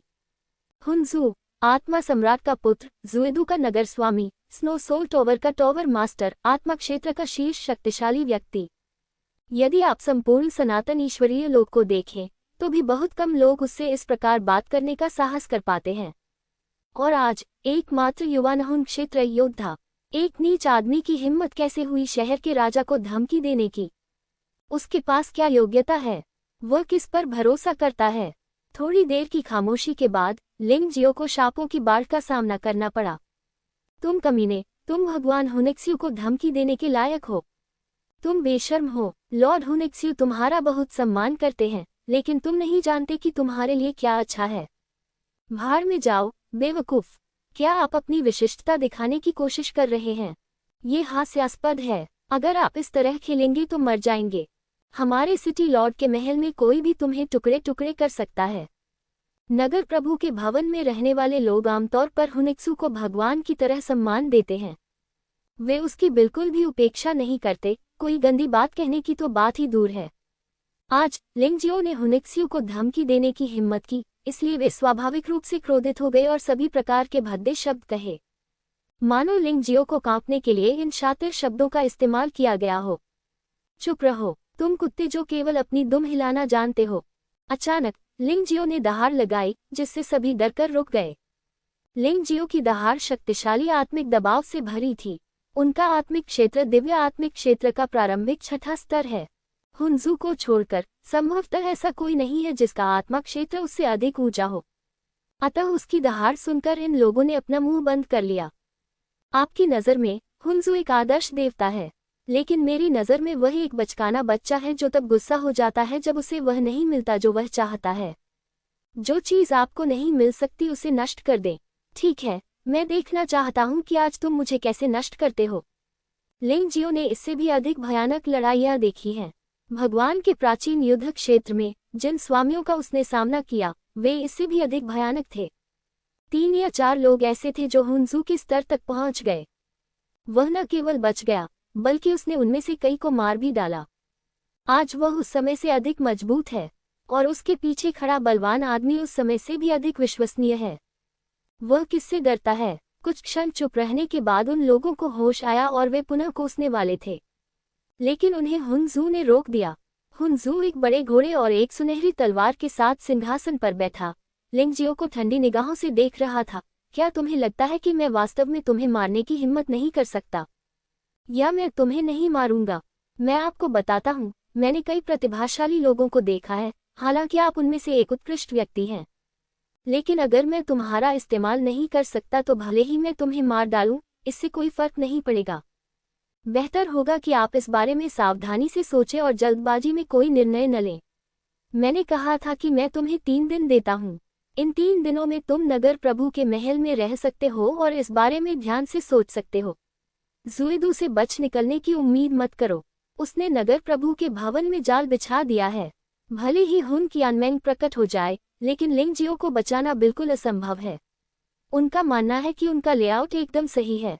हे, लिंग जियो ने घृणा से मुस्कुराते हुए कहा, बकवास करने की कोई जरूरत नहीं है। अब जब सबकी चमड़ी टूट चुकी है तो बात करने के लिए कुछ नहीं बचा है। शुरू में मैंने सोचा था कि आप हिम राजधानी शहर के स्वामी हैं और मेरे मन में अभी भी आपके लिए कुछ सम्मान था। मैंने तो आपको धन्यवाद भी दिया, लेकिन अब ऐसा लगता है कि तुमने जो कुछ भी किया वह महज एक नाटक था। मैं अपना लक्ष्य हासिल नहीं कर पाया, इसलिए मैंने अपने तीखे नुकीले दांत दिखा दिए। अफसोस है, तुम मुझे खा नहीं सकते। मैं तुम्हें नीची नज़र से नहीं देख रहा हूँ, तुम योग्य नहीं हो। एक बार जब लिंग जियो अपने जीवन के लिए लड़ने का फैसला करता है तो ये बर्फीला शहर धरती पर नरक में बदल जाएगा। इसके अलावा यह एक छोटे शहर के राजा का भवन है। वह ऐसा नहीं करना चाहता था, वह युद्ध नहीं करना चाहता था। उसे मार डालो। हुनेक्सू ने अपना धैर्य खो दिया है और वह लिंग जियो के साथ समय बर्बाद करने को तैयार नहीं है। उन्होंने बहुत सारी रियायतें दी हैं, लेकिन दूसरा पक्ष अभी भी जिद्दी है। तब तो एकमात्र विकल्प हत्या ही रह जाता है। 1 मिनट रुको, मुझे तुमसे अकेले में कुछ कहना है। माननीय लॉर्ड हुनेक्सू को डरना नहीं चाहिए, है ना? लिंग जियाओ ने ऊंची आवाज में कहा। 1 मिनट रुको, उसे आने दो। मैं देखना चाहता हूँ कि वह और क्या क्या करतब दिखा सकता है। हुनेक्सू बहुत घमंडी है, यही उनकी कमजोरी है और इसीलिए वे बड़ी संख्या में अनुयायियों को आकर्षित करते हैं। इसके अलावा वह लिंग जियो का सामना करते समय कैसे डर सकता था, जो युवानहुन क्षेत्र में था। लिंग जियो मुस्कुराया और हुनजू की ओर चला गया। जब वह लगभग 3 मीटर दूर था तो वह रुक गया। हुनेक्सू का सामना करते हुए वह अचानक मुस्कुराया, मुझे खेद है मास्टर हुनेक्सू, मैं केवल आपको अपना बंधक बना सकता हूँ। मैं बड़े पैमाने पर हत्या नहीं चाहता जिससे जीवन नष्ट हो जाएगा। हुनजू को अभी भी समझ में नहीं आया कि लिंग जियाओ को ऐसा कहने की क्या योग्यता थी। अचानक एक विशालकाय जानवर प्रकट हुआ। भयावह कम तापमान ने उसके आसपास के सभी लोगों के शरीर को तुरंत अकड़न में डाल दिया। इसका सबसे पहला खामियाजा हुनशुए को भुगतना पड़ता है। इसे सीधे ही जमा दिया गया। दूरी बहुत कम थी और हुनेक्सू विशालकाय जानवर के अचानक हमले का विरोध नहीं कर सका। इसे विशालकाय जानवर ने अपनी सूंड से मुंह में लपेट लिया और निगल लिया। ताकत के मामले में हुनेक्सू मैमथ के बराबर है, इसलिए यदि उन पर छिपकर हमला किया जाए तो स्वाभाविक रूप से वह कोई प्रतिक्रिया नहीं करेंगे। इस समय जमे हुए योद्धा धीरे धीरे ठीक हो गए। लिंग जियो ने मैनेजर यान की ओर उदासीनता से देखा। मैंने कहा था, आप मुझे यहाँ आमंत्रित करके मौत की मांग कर रहे हैं। अब हमारे बीच की शिकायतें दूर हो जानी चाहिए। लिंग जियाओ विशाल हाथी की पीठ पर खड़ा था और हाथी ने अपना मुंह खोला और बर्फीली हवा का एक बादल उगल दिया। मैनेजर यान, जो आत्मा क्षेत्र के 7वें स्तर पर था, उसका कोई मुकाबला नहीं था। वह एक पल में फिर से जम गया और फिर विशालकाय जानवर द्वारा कुचल दिया गया। चल दर। लिंग जियो ने ज्यादा देर तक रुकने की हिम्मत नहीं की। अपनी आत्मिक शक्ति के बावजूद भी वह नहीं जानता था कि वह इस विशालकाय जानवर को कितनी देर तक नियंत्रित कर सकेगा। इस अवसर का लाभ उठाते हुए शीघ्र ही वहां से चले जाना सही विकल्प है। कुछ ही दूरी पर अंधेरे में छिपे हुए हुन लियानमेंग ने ये दृश्य देखा तो दंग रह गए। यहाँ तक कि वह भी ऐसा चौंकाने वाला प्रभाव नहीं डाल सकती थी। इस लिंग जियो ने वास्तव में हुनजू को हराया, मैनेजर यान को मार डाला और शानदार तरीके से बाहर आया। हमने शायद उसे हमेशा कम आंका होगा, हुन लियान मेंग ने कड़वी मुस्कान के साथ कहा। मुझे हमेशा लगता है कि वह उस समय के हत्यारे सम्राट से भी अधिक भयानक और महान होगा। उन्होंने कहा, वह इस तुरुप के पत्ते को उजागर होने से बचा सकते थे, लेकिन आखिरकार यह उजागर हो गया। ऐसा इसलिए है क्योंकि वह नहीं चाहता कि हम इसमें शामिल हों। वह वाकई एक ऐसा दोस्त है जिसे बनाया जाना चाहिए। जू लिंगलोंग ने आह भरी। इस बार तुम्हें समझ में आया कि मैं इतने सालों से उसके बारे में क्यों सोच रहा था। वह एक इंसान है और जो कोई भी उनसे दोस्ती कर सकता है, वह बहुत भाग्यशाली होगा। उसने जानवर राजवंश में अपने भाइयों को बचाने के लिए हुनिक्सू से संबंध तोड़ने में संकोच नहीं किया। लिंग यिक्सुए मुस्कुराया। चलो, चुपके से उसे बर्फ की राजधानी से बाहर ले चलते हैं। हुनिक्सू को इतनी आसानी से नहीं हराया जा सकेगा। हुन लियान मेंग ने उनका अभिवादन किया और सभी लोग गुप्त रूप से उनका अनुरक्षण करते रहे। लिंग जियाओ ने बर्फ के विशालकाय जानवर को बर्फ की राजधानी के चौराहे तक ले गया, जो जानवर राजवंश की ओर जाता था। इस समय इसे कोई नहीं रोक सकता। जैसे ही विशालकाय जानवर उसके पास आएगा, तो रास्ता रोक रहे योद्धा जम जाएंगे और उसका प्रतिरोध करने में असमर्थ हो जाएंगे। लिंग जियो एक सांस में बर्फ की राजधानी से बाहर निकल गया, आत्मा साम्राज्य की सीमा से बाहर निकल गया और जानवर राजवंश के क्षेत्र में पैर रखा। वह बर्फ के विशालकाय जानवर को दूर रखने ही वाला था। अचानक एक अत्यंत भयावह आभा छा गई। ऐसा लग रहा था जैसे आसमान गिर रहा हो। ये हुनिक्सुए से भी अधिक भयानक प्रतीत होता है, और इससे एक भयंकर दुष्ट आभा निकलती थी। कौन? लिंग जियो इतना हैरान हुआ कि उसने घुसपैठिए को रोकने के प्रयास में बर्फ के विशालकाय जानवर को भगा दिया। परिणाम स्वरूप हमलावर ने अपनी हथेली से बर्फ के विशालकाय जानवर को भगा दिया। लिंग जियो, जल्दी जाओ, मैं उसे रोक दूंगा। हुन लियान मेंग ने अंततः इस समय कार्रवाई की, यहाँ तक कि उसे भी आगंतुक का आतंक महसूस हुआ। आइस मैमथ, रुको और उसकी मदद करो, सुनिश्चित करो कि उसे कुछ न हो। लिंग जियो को बर्फ के विशालकाय जानवर को खोना ज्यादा पसंद है, बजाय इसके कि उसके साथ कुछ भी हो। आखिरकार हुन लियान मेंग पहले से ही उसके मन में एक बहन की तरह है। छोड़ना चाहते हैं। हमलावरों ने लिंग जियो पर बलपूर्वक हमला किया, जिससे लिंग जियो को भागने का मौका नहीं मिला। हालांकि हुन लियान मेंग और आइस मैमथ ने पहले ही उसका रास्ता रोक दिया था। दूर हो जाओ, वह व्यक्ति गुस्से से दहाड़ा और अपनी हथेलियां आगे बढ़ा दी। हुन लियान मेंग ने आइस मैमथ के साथ सेना में शामिल हो गए, लेकिन फिर भी इस आदमी की हथेली से उन्हें पीछे हटना पड़ा। इस व्यक्ति की शक्ति अविश्वसनीय स्तर पर पहुंच गई है, लेकिन इस छोटी सी अवधि में लिंग जियो बिना किसी निशान के गायब हो गया था। आह! वह आदमी दहाड़ा और अपना सारा गुस्सा हुन कियानमेंग और हान बिंग मैमथ पर निकाला। हुन कियानमेंग ने लिंग जियो को भागते हुए देखा, इसलिए वह अब और लड़ना नहीं चाहता था और भागने का अवसर ले लिया। दूसरा पक्ष उसे दबा सकता है, लेकिन यदि वह भागना चाहे तो दूसरा पक्ष उसे पकड़ नहीं पाएगा। इसके अलावा हान बिंग मैमथ ने मृत्यु तक प्रतिरोध किया। दुष्ट जानवर, नरक में जाओ! आदमी ने उन्मत्त होकर हमला किया। आखिरकार हान बिंग मैमथ अभी पुनर्जीवित हुआ था और वह प्राचीन काल जितना शक्तिशाली नहीं था। उसे टुकड़े टुकड़े कर पीटा गया। नगर के स्वामी हुनजू को भी बचा लिया गया। मालिक, आसपास कोई नहीं था। हुनजू ने उस आदमी की तरफ देखा और सिर झुकाकर कहा, मेरी जान बचाने के लिए शुक्रिया, मास्टर। बेवकूफ, तुम्हें दरअसल एक कमीने ने धोखा दिया है। मैंने तुमसे बहुत पहले ही कहा था कि तुम बहुत घमंडी हो। यद्यपि तुम्हारा भविष्य निश्चित रूप से मुझसे आगे निकल जाएगा, लेकिन अभी तुम इतने मजबूत नहीं हो। यदि आप काफी मजबूत हैं, तो एक साधारण हान बिंग मैमथ आपका क्या बिगाड़ सकता है? आदमी ने निर्दयता से कहा, मास्टर ने मुझे सही सिखाया। अगर मैं उनसे दोबारा मिलूंगा तो उन्हें टुकड़े टुकड़े कर दूंगा। हुनजू को लिंग जियाओ से इतनी नफरत थी कि उसने कसम खाई थी कि वह लिंग जियाओ को कभी जाने नहीं देगा। ये गौन बात है, उस बच्चे के पास 108 प्राचीन जादुई ड्रैगन ताबीज हैं। हमें उन्हें हर हाल में छीन लेना चाहिए। अपने अधीनस्थों से ऐसा करने को कहो। आपके पास कई अभियान दल हैं। मेरा मानना है कि मैजिक ड्रैगन सोसाइटी और अभियान दल के सहयोग से वह बच्चा बच नहीं सकेगा। आदमी ने ठंडे स्वर में कहा, शिष्य इसे तुरंत कर देगा। हुनजू लिंग जियाओ को मारने के लिए इंतजार नहीं कर सकता था। लिंग जियाओ ने उसे अभूतपूर्व अपमान दिया। इस व्यक्ति को जाने नहीं देना चाहिए। जाना। आदमी ने सिर हिलाया और हुनसू तुरंत जुएदू के पास लौट आया। बच्चे, अगर तुम बीस्ट डायनेस्टी में भाग भी जाओ तो क्या फायदा? हमारे मैजिक ड्रैगन सोसाइटी के पास बीस्ट डायनेस्टी में सोल कंट्री से ज्यादा ताकत है। तुम्हें मुझसे चुराई गई सारी चीजें वापस करनी होंगी।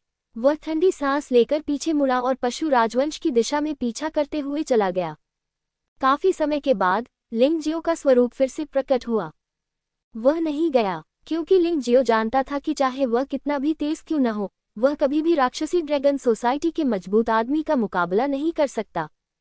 इसलिए वह रचनात्मक स्थान में छिपकर प्रतीक्षा कर रहा है जब तक सब लोग चले न जाएं।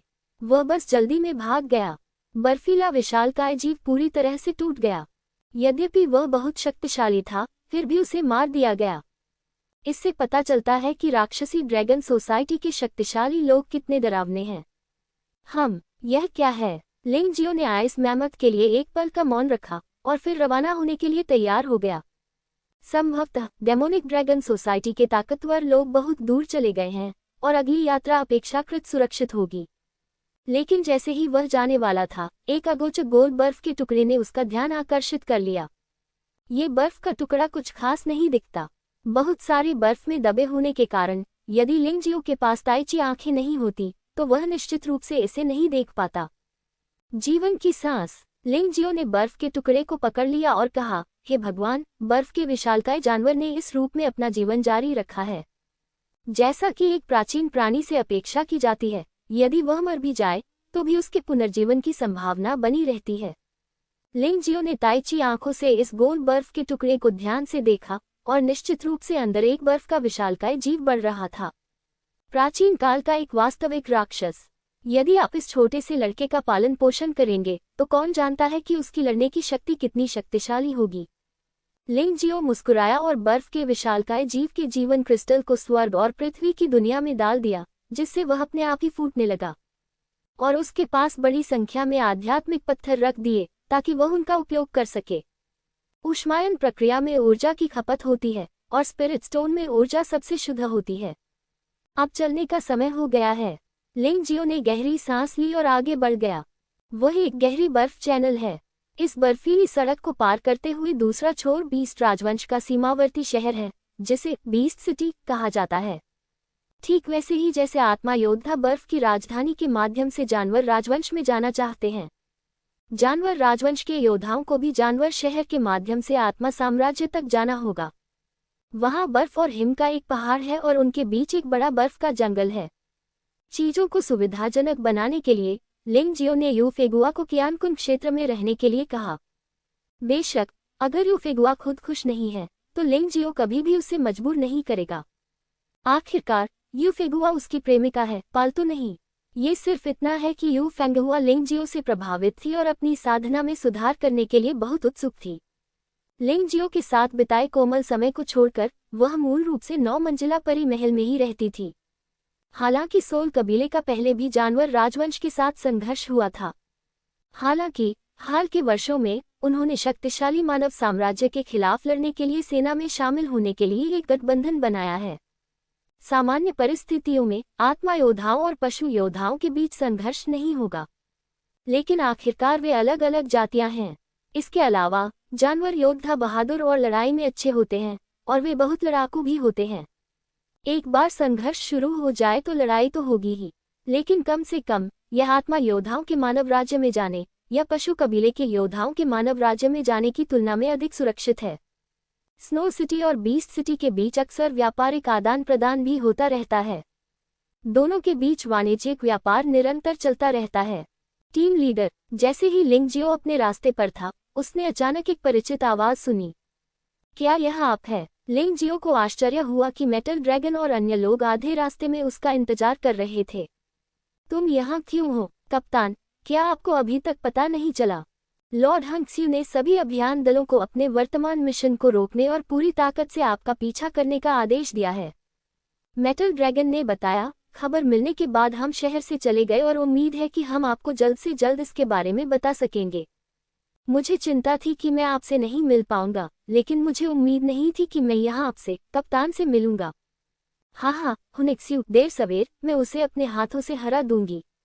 इस बार लिंग जियाओ हुनिक्सू के खिलाफ जीतने में सफल रहा। ये सब आइस मेमत की बदौलत हुआ। ये वास्तव में बिना किसी बल के जीत थी। उन्हें जीतते हुए भी असहजता महसूस हुई। आपका बहुत बहुत धन्यवाद। इन 4 लोगों को अंततः विवेक आया और उन्होंने उन लाभों को व्यर्थ नहीं जाने दिया जो उन्हें दिए गए थे। कैप्टन ने मजाक में कहा, आपने हमें प्रशिक्षित किया है और हमने ऐसी उपलब्धियां हासिल की हैं जो पिछले दशकों में संभव नहीं थी। केवल इसी आधार पर, यदि आप किसी खतरे में हैं, तो हम स्वाभाविक रूप से आपकी मदद करेंगे। धातु ड्रैगन पथ। कप्तान, बेहतर होगा कि आप भेष बदल लें, अन्यथा आप जल्द ही दमन के निशाने पर आ जाएंगे।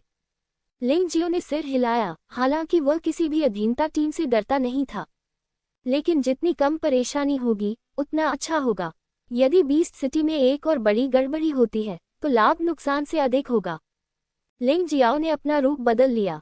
फिर उन्होंने कहा, अलविदा, आप बस बर्फ की राजधानी में ही रहें। वैसे भी दूसरों की नज़र में तुम चारों मुझसे परिचित नहीं हो। मैं तुम्हें शर्मिंदा भी नहीं करूंगा। कप्तान, कृपया सुरक्षित रहें। हालांकि जानवर शहर में आत्मा योद्धाओं पर हमला नहीं करेंगे, लेकिन आप जो करने जा रहे हैं वह जानवर राजवंश के अंदर है। तब स्थिति भिन्न होती है। पशु योद्धा अत्यंत क्रूर और बर्बर होते हैं। धातु ड्रैगन ने फिर याद दिलाया, मुझे पता है, लेकिन मेरे पास जाने का एक कारण है। लिंग जियो सिर्फ डर के कारण जियो जिन और लॉन्ग चेन को नहीं छोड़ सकता। जैसा कि एक कप्तान से अपेक्षा की जाती है, वह अपने भाइयों की खातिर जोखिम उठाने को तैयार हैं। बस कैप्टन, हमें आपको याद दिलाना है, पशु राजवंश में योद्धाओं की गंध की शक्ति अत्यंत संवेदनशील थी। मेरी भाभी आपकी दुनिया में छिपी हुई है और मुझे डर है कि कोई उसे देख लेगा। हालांकि अधिकांश ऑक्स विदेशी महिलाओं में रुचि नहीं रखते हैं, वे केवल अपनी ही तरह के लोगों को पसंद करते हैं। लेकिन इस बात से इनकार नहीं किया जा सकता कि कुछ पशु योद्धा मानव या आत्मा जाति की महिलाओं में रुचि रखते हैं। मेरी भाभी इतनी खूबसूरत है कि वह बहुत परेशानी खड़ी कर सकती है। मेटल ड्रैगन जानता था कि अगर लिंग जियो ने बीस्ट किंगडम छोड़ दिया तो वह बहुत खतरे में पड़ जाएगा। इसलिए उसने लिंग जियो को वह सब बताने की पूरी कोशिश की जो वह जानता था। ये सचमुच परेशान करने वाली बात है। क्या उनकी सूंघने की शक्ति इतनी शक्तिशाली है? लिंग जियाओ ने भौहें सिकुड़ी। ये पशु जाति की प्रवृत्ति है। पशु योद्धा जितना अधिक शक्तिशाली होगा, छिपे हुए जीवों को ढूंढना उतना ही आसान होगा। मेटल ड्रैगन समझाया गया, ये सचमुच परेशानी वाली बात है।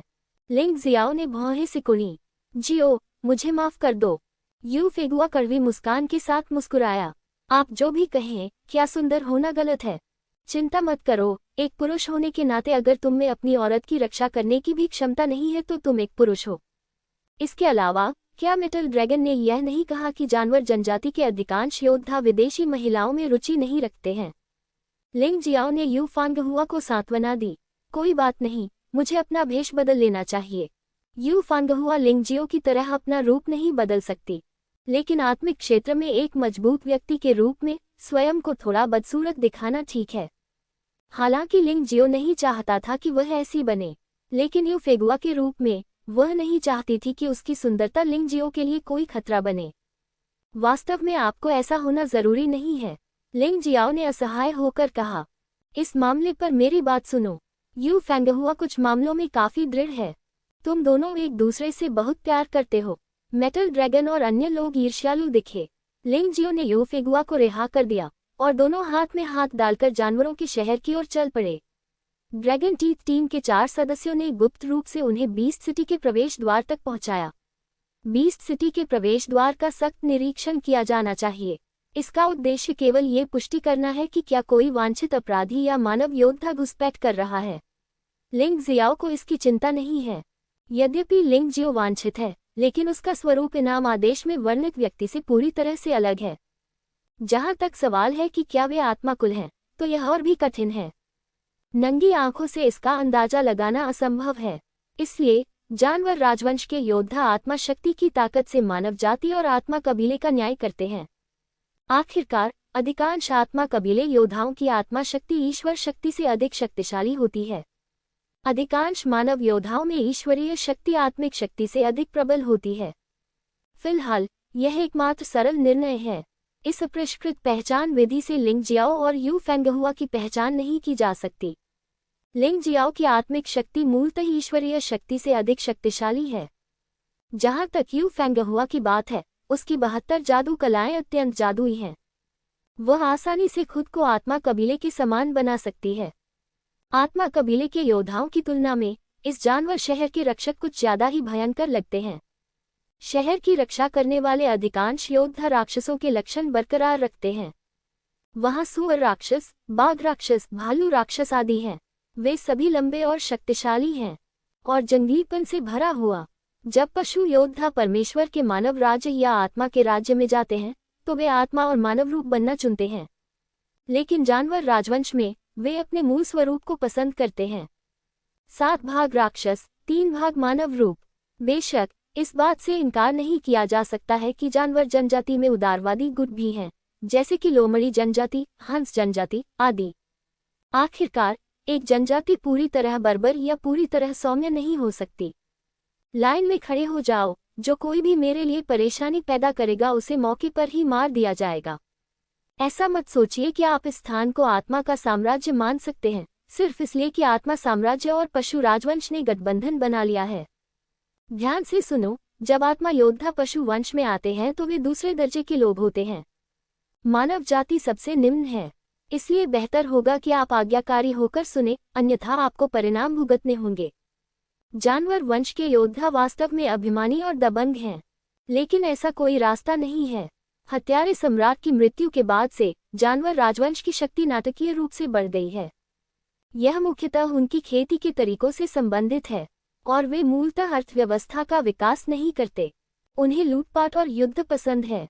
समग्र युद्ध शक्ति चारों प्रमुख शक्तियों में सबसे मजबूत है। ये बकवास है। ये आत्मा आदिवासी हमारे जानवर वंश में आने पर पोते की तरह होते हैं। उन्हें खिलवाड़ करने की हिम्मत कैसे हुई? हा हा हा। उसके बगल में खड़े पशु जनजाति के योद्धा हंसने लगे। अगर यह घटिया काम थोड़ा भी लाभदायक न होता तो यह एक अमानवीय काम होता। लिंग जियो ने देखा कि निरीक्षण में पास होने वाला प्रत्येक आत्मा जनजाति योद्धा मूल रूप से शहर की रक्षा करने वाली जानवर जनजाति को कुछ आत्मा पत्थर देगा। केवल वे लोग ही अपवाद हैं जो वास्तव में मजबूत हैं। आखिरकार शहर की रक्षा करने वाले जानवर जनजाति में कई स्वामी हैं जो अपमान करने का जोखिम नहीं उठा सकते। अंत में लिंग जियाओ और यू फिगुआ की बारी थी। परेशानी पैदा न हो इसके लिए लिंग जियाओ ने भी अन्य सभी की तरह 10 उच्च श्रेणी के आत्मिक पत्थर सौंप दिए। वैसे भी ये ज्यादा नहीं था, इसलिए इस पर ज्यादा हंगामा करने की कोई जरूरत नहीं थी। क्या यह आपकी महिला है? कई जानवर जनजाति योद्धाओं ने यू फेगुआ को देखा। ये सही है। लिंग जियाओ ने सिर हिलाया। हाँ हाँ हाँ, क्या ऐसा नहीं कहा जाता है कि आत्मा कबीले की महिलाएं हमारे जानवर कबीले की लोमड़ी लड़कियों से अधिक सुंदर हैं? भले ही हमारे जानवर कबीले का सौंदर्य अलग हो, लेकिन ये बहुत बदसूरत है। इसका पर्यावरण पर प्रभाव पड़ता है। आपको हमारी आंखों की भरपाई के लिए हमें कुछ और आत्मा पत्थर देने होंगे। जानवर कबीले का योद्धा हंसा। लिंग जियाओ ने भौहें सिकोड़ी और वह क्रोधित होने वाला था। वह ये बर्दाश्त नहीं कर सकता था कि कोई उसकी स्त्री पर कलंक लगाने का साहस करे। लेकिन यू फानगहुआ ने उसका हाथ पकड़ लिया। उसने अपना सिर हिलाया। लिंग जियो रुक गया, लेकिन उसके लिए अपने गुस्से को रोकना बिल्कुल असंभव था। आकाश की आंख दानव। लिंग जियो ने अपनी दाहिनी आंख खोली और भयानक जादुई रोशनी ने तुरंत शहर की रक्षा कर रहे दर्जन भर सैनिकों को घेर लिया। जानवर कबीले के योद्धाओं को अचानक अपने वरिष्ठों से विस्मय हुआ। उन्होंने न केवल लिंग जियाओ द्वारा दिए गए आत्मा के पत्थर लौटा दिए, बल्कि उन्हें और भी बहुत कुछ दिया। और उन्होंने एक एक करके खुद को जोरदार थप्पड़ मारे। लिंग जियो ने उपहास किया और शहर में चला गया। उसके आकाशीय नेत्र दानव के नियंत्रण में उन लोगों को मतिभ्रम होता था और सामान्य स्थिति में आने के बाद वे पूरी तरह से भूल जाते थे कि पहले क्या हुआ था। जानवरों के शहर में कदम रखते ही लिंग जियो को बर्फ के शहर में आने से बिल्कुल अलग महसूस हुआ। स्नो सिटी एक अपेक्षाकृत शांत जगह है जहां का वातावरण शांतिपूर्ण है, लेकिन ये बीस्ट सिटी एक ग्लैडिएटोरियल क्षेत्र में प्रवेश करने जैसा है। हर जगह भयंकर सांसें भरी हुई हैं, यहाँ तक कि हवा भी गंदी है। यहाँ सचमुच बहुत असहज स्थिति है। यू फांगहुआ ने भौहें सिकुड़ी। एक महिला होने के नाते इस गंदी हवा ने उसे थोड़ा घुटन महसूस कराया। पवित्र चिन्ह को शुद्ध करो। लिंग जियाओ ने पवित्र मार्ग तकनीक को सक्रिय किया। उसके शरीर से 3 मीटर के दायरे की हवा तुरंत स्वच्छ हो गई। यू फांगहुआ को बहुत अधिक आरामदायक महसूस हुआ। कैसा है? लिंग जियाओ मुस्कुराया। बहुत अच्छा, सौभाग्य से आप यहाँ हैं, अन्यथा मैं जल्द से जल्द यहाँ से जाना चाहता हूँ। यू फेंगहुआ ने कहा, हम यहाँ ज्यादा दिन नहीं रुकेंगे। अगर सब कुछ ठीक रहा तो हम जल्द ही यहाँ से चले जाएंगे। लिंग जियाओ ने यू फेंगहुआ का हाथ पकड़ लिया और कहा, यह ऐसा चेहरा है जिसे मैंने पहले कभी नहीं देखा। सड़क पर कई जानवर योद्धा लिंग जियाओ और यू फेंगहुआ को घूर रहे थे। चाहे कोई भी शहर हो, वहाँ हमेशा सड़क पर गुंडे मौजूद रहते हैं।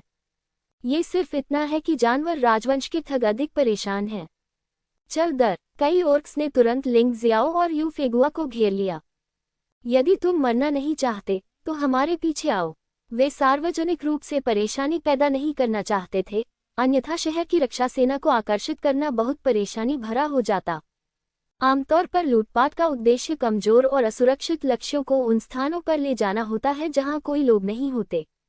लिंग जियो मुस्कुराया, जो कि वह चाहता था।